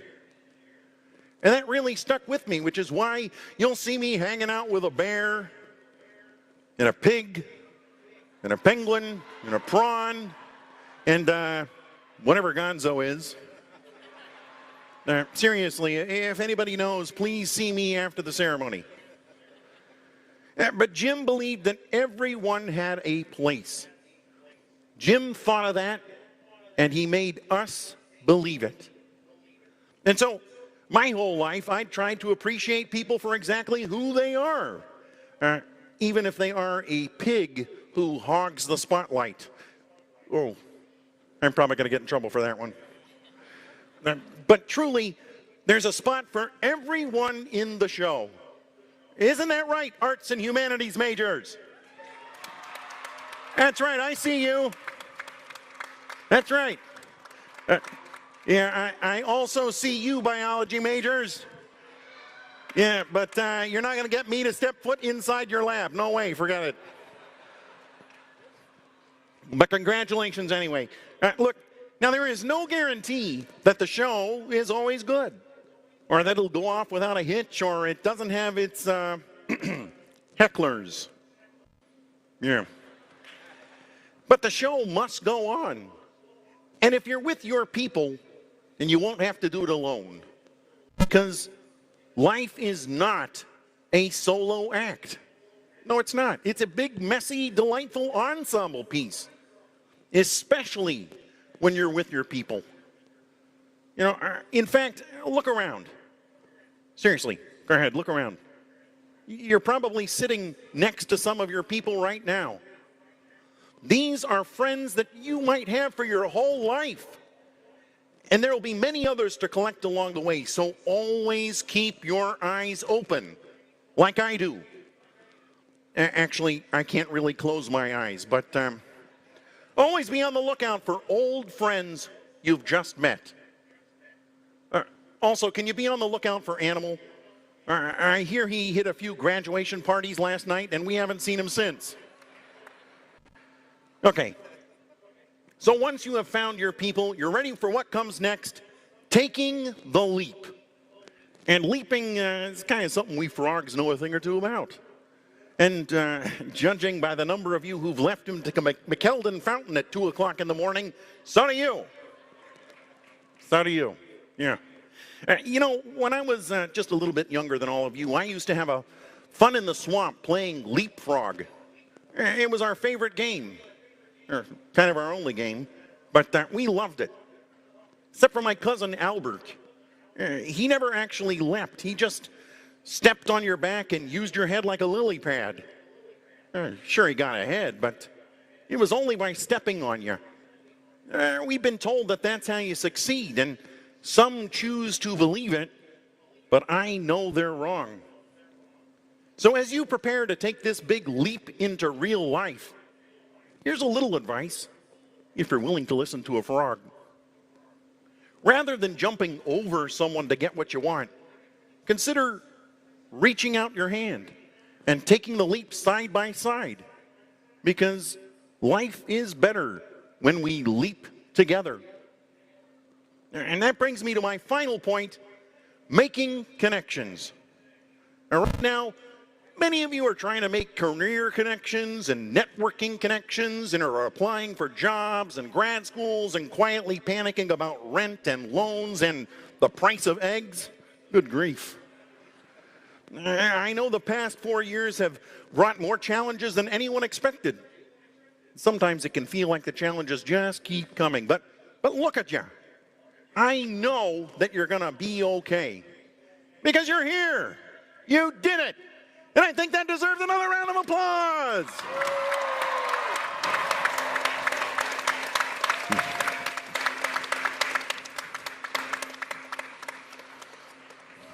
Right now, you're all dressed in your caps and gowns, all grown up, but your family probably looking at you, still seeing you as that little preschooler sitting crisscross applesauce, maybe learning the alphabet from my friend Big Bird on Sesame Street. And for you, that was a lifetime ago. But for them, probably feels like yesterday. Which brings me to one really important connection that I got to mention. And that's the one that you share with your parents or your family or the special people who helped you get here today. And you all know who they are. A lot of them, they're probably here right now. And some of them, they might not be. But trust me, you're still connected to them. You really are. And that's the thing about love. It sticks with you, even when you're apart. So let's give all of those connections a round of applause too. Because if I know a thing, it's important to stay connected to your loved ones, stay connected to your friends, and most of all, stay connected to your dreams. No matter how big, no matter how impossible they seem. The truth is, dreams are how we figure out where we want to go, and life is how we get there. So graduates, I see you. I see you out there. And I know that you will find your people. I know that you're going to take big leaps, and I know that even though you're about to throw your caps in the air, good luck finding them again, I know that you will stay connected to your families, your friends, and your dreams. because life's like a movie. Write your own ending. Keep believing. Keep pretending. You've all done just what you set out to do. And you're just getting started. Man, words were never said better, but through Kermit the Frog's mouth, might I say. Yeah, that's pretty cool. I'm sure those kids are going to remember that. Those kids are going to remember that forever. That's cool. Just like I remember Hank Aaron. So, right. I don't know why I keep throwing that in there. I mean, you're flexing. Like I know the guy. I know. I'm trying to aura farm. I learned that last night with Jeb. I'm aura farming. Aura farming. What's aura farming? It's when you're trying to look cool. That's Yeah. aura farming? Aura farming, yeah. Or you could just say try to look cool. It's a lot simpler than that. I love the way you say it, by the way. A little southern accent. Aura. Like auntie. Auntie. Aura farming. Apparently that's what I'm doing. I don't know. All right. These kids change so quickly. I think you're cool. Well, thank you. WCNC Plus allows me to be cool. So that's right. I have to say, I did catch some of the interview with Nick Sturdivant on the all-black pit crew that'll be in action this weekend. And it's not just cool because, you know, you're seeing someone that looks like you that's doing something that you love, right? Like I love motorsport. I'd love to one day be able to take a car around Charlotte Motor Speedway. Wink, wink. Do you know that Nick has? Sturdivant has done that? Oh, yeah. He unveiled that on the stream. What type of car? A stock car. Full-on stock car. Okay, he posted it to his Instagram. You have to check it out because he showed it to me. When was this? It was 2017. Oh, I guess okay. he was when he was like a previous reporting thing. Yeah, he full-on got into a stock car. Solo, by the way, not a ride-along. Drove it. Yeah, whole experience. So now you and I are both jealous. I mean, yeah. I mean, I want to do that. I want to do that too. I've ridden an F-16, and that was probably as fast as I've ever gone. That's pretty cool. Yeah, rode the Thunderbirds. But I'd love to get in a stock car. Like I said, wink, wink, anybody out there who wants to. Yeah, that's I'm like, live it back. Check Call my in. apexes. Let us know. Yeah, check my apexes out quick. I can hit that speed. So Cap Houston, he's a front tire changer. Yes. Entered NASCAR in 2005 through the Pit Crew Development Program. 20 years in the sport. Very interesting, actually, because I got to meet. A guy who played for the Louisville Cardinals was Reggie Bonifant, if you guys have ever heard of that name. And Reggie played for the Panthers for a little bit, was a friend of my wife's because of his wife. They went to school together. Cool. And Reggie had friends in the pit crew on the Bass Pro team. Okay, yeah. So Truex, with Martin Truex at the time. Yeah, so he was thinking about it, and he was telling me about how many either ex-professional athletes or college athletes go into that arena, and I think that's so cool. It's so cool because not only gives you an opportunity to do something different and open your eyes, but to travel, and a lot of these guys are really good at it. You get to compete still. Like cool. These are athletes. Yeah, it's cool. And so and then from there, right? You could go to the Indy, you could go to Formula One at some point because they are also looking for great mechanics and really trying to get centered in America. But I say all of this because these individuals are really setting the stones and the pathways for other folks to follow behind them, and I think that's a cool thing to do. So again, Cap Houston, front tire changer. He's also an active volunteer with Meals on Wheels, which is so good. The Josh Bush Foundation, and then we've got Jordan Ferguson, who's the Jackman. You just put it all together. He's a former Seattle Seahawks defensive end, by the way, so that fits right in line with what I was just talking about. I didn't even read this, and look at that. Look at that. And he played at Middle State Tennessee University. Started 6 months ago, in addition to his tenure with the NFL Seattle Seahawks. Yep. He's also played in the UFL with the Memphis Showboats. Let's go to the interview with Nick Sturdivant and both Cap Houston and Jordan Ferguson. We talked about it earlier, Coca-Cola 600 weekend, and with that we have a big interview for you in the 2 o'clock hour. That interview is here now. Let me set it up for you. So Trackhouse Racing will be fielding an all-black pit crew on the number 87 car driven by Connor Zilich. And look, this is a powerful moment and representation in NASCAR. NASCAR has done incredible work when it comes to diversity in the sport, drive for diversity. I think I got that right, Carlene? Yes. They've done so much. Last race I went to at Charlotte Motor Speedway in October, I bumped into God, I'm slipping on his name right now, but a guy I went to college with. He's part of a pit crew. That's awesome. Yeah, so like it opens up opportunities. He played ball. He played basketball. It's so impressive. Mm-hmm. It is. Look, it's so many great stories out there, including these two gentlemen right here, live on Impact News. This is Kenyatta Cap Houston, front tire changer, and Jordan Ferguson, who's a jackman. Appreciate y'all time. Thank y'all for stopping by. No problem. No problem. Thank you for having us. Before I ask any questions, I want to give you guys a proper intro, so folks can be familiar with you guys. All right, so let's start with Cap Houston. I said he's front tire changer. He entered NASCAR in 2005 through the Pit Crew Development Program. 20 years in the sport, former defensive back and alum of Catawba College. 20-plus, let me say that again, 20-plus combined wins in the Truck and Xfinity Series. Hey, man. Also, man, good community man. Active volunteer with Meals on Wheels and Josh Bush Foundation. Let me move on to Jordan Ferguson. Jackville, former Seattle Seahawks defensive end, former defensive end and alumnus of Middle Tennessee State University.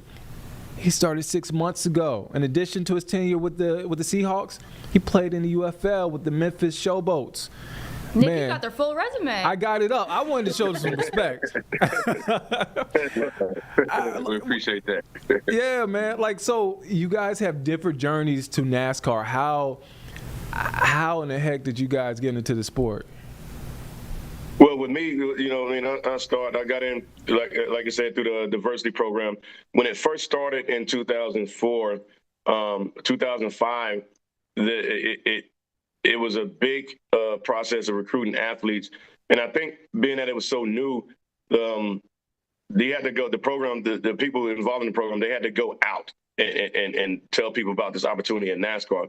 When it came to us, it came to I was playing semi-pro ball at the time, and it came to us and was like, yeah, this is another opportunity here, NASCAR. And we all know when people hear NASCAR, what you think, just cars riding around in circles.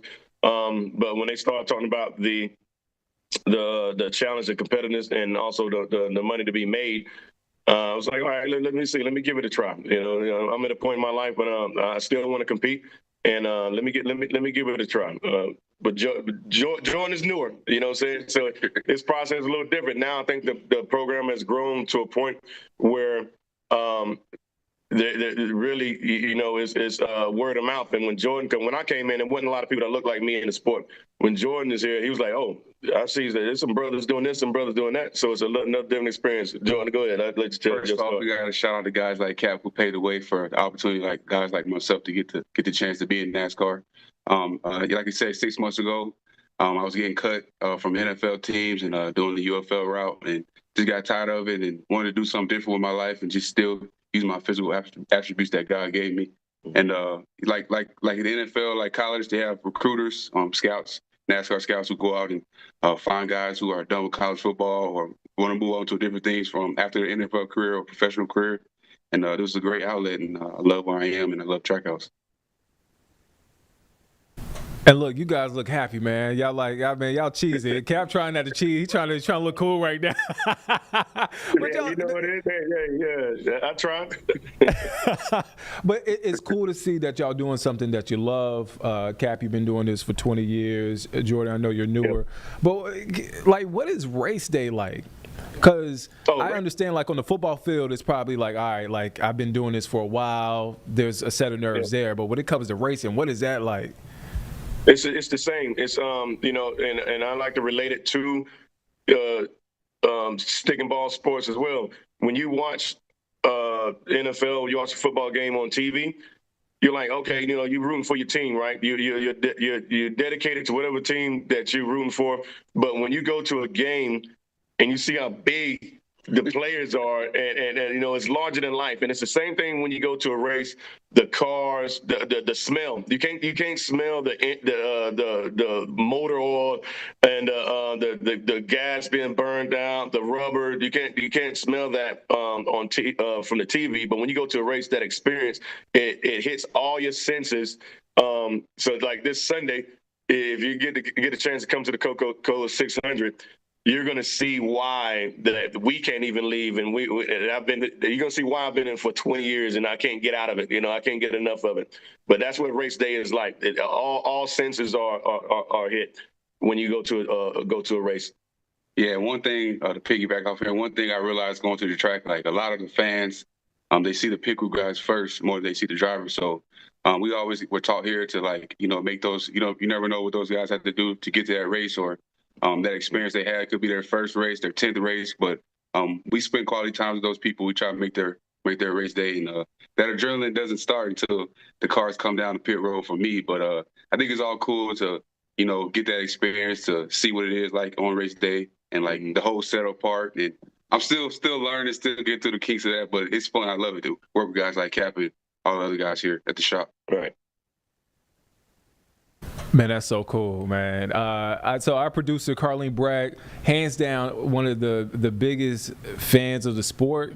It's true. Okay. I grew up watching the sport, but she is hands down the biggest fan. She has a question. I know as football players, competition's in y'all's blood. And I know as pit crews, like competition's still in y'all's blood. How has it kind of changed now that you're pit crew rather than being on the field? Well, the one thing I want to point out, you realize you got two defense players here, and that makes a difference. We got a guy on our team that was a quarterback, Richie Williams. We got to kind of remind him, what it's like to be on this side of the ball. Yeah. So you see Jordan 6 months in, and he's already done his first Cup race. It took me back, 20 years ago. It took me at least 3 years to do my first Cup race. But that's what the advancement in having athletes that's played sports, that's been on the team, and the fastest, he already told me, one of the fastest learners to jack a race car, and here he is doing his first Coca-Cola 600. I'll say with that, I think it's kind of like, like we said with defensive guys, you always attack, and play fast, play with your instincts. But in NASCAR, you kind of got to be smooth with your speed and your explosiveness. That's one thing I'm still trying to figure out, that, every time you get a sack or you get an interception, you're all hype. You kind of got to bring yourself back down to earth to kind of stay level-headed and be consistent with your job. So I think I'm still trying to learn that I can't attack all the time or chase the quarterback all the time or try to get a tackle, but it's still fun, and that's the beauty of the sport too. Well, now All right, got to cut these guys off because our news at 4 o'clock is starting pretty soon, and we want to hand it off as seamlessly as possible here on WCNC Plus. Please, I was going to say like and subscribe, but download WCNC Plus. Tell your friends and your family this is a competitive. You can like and subscribe.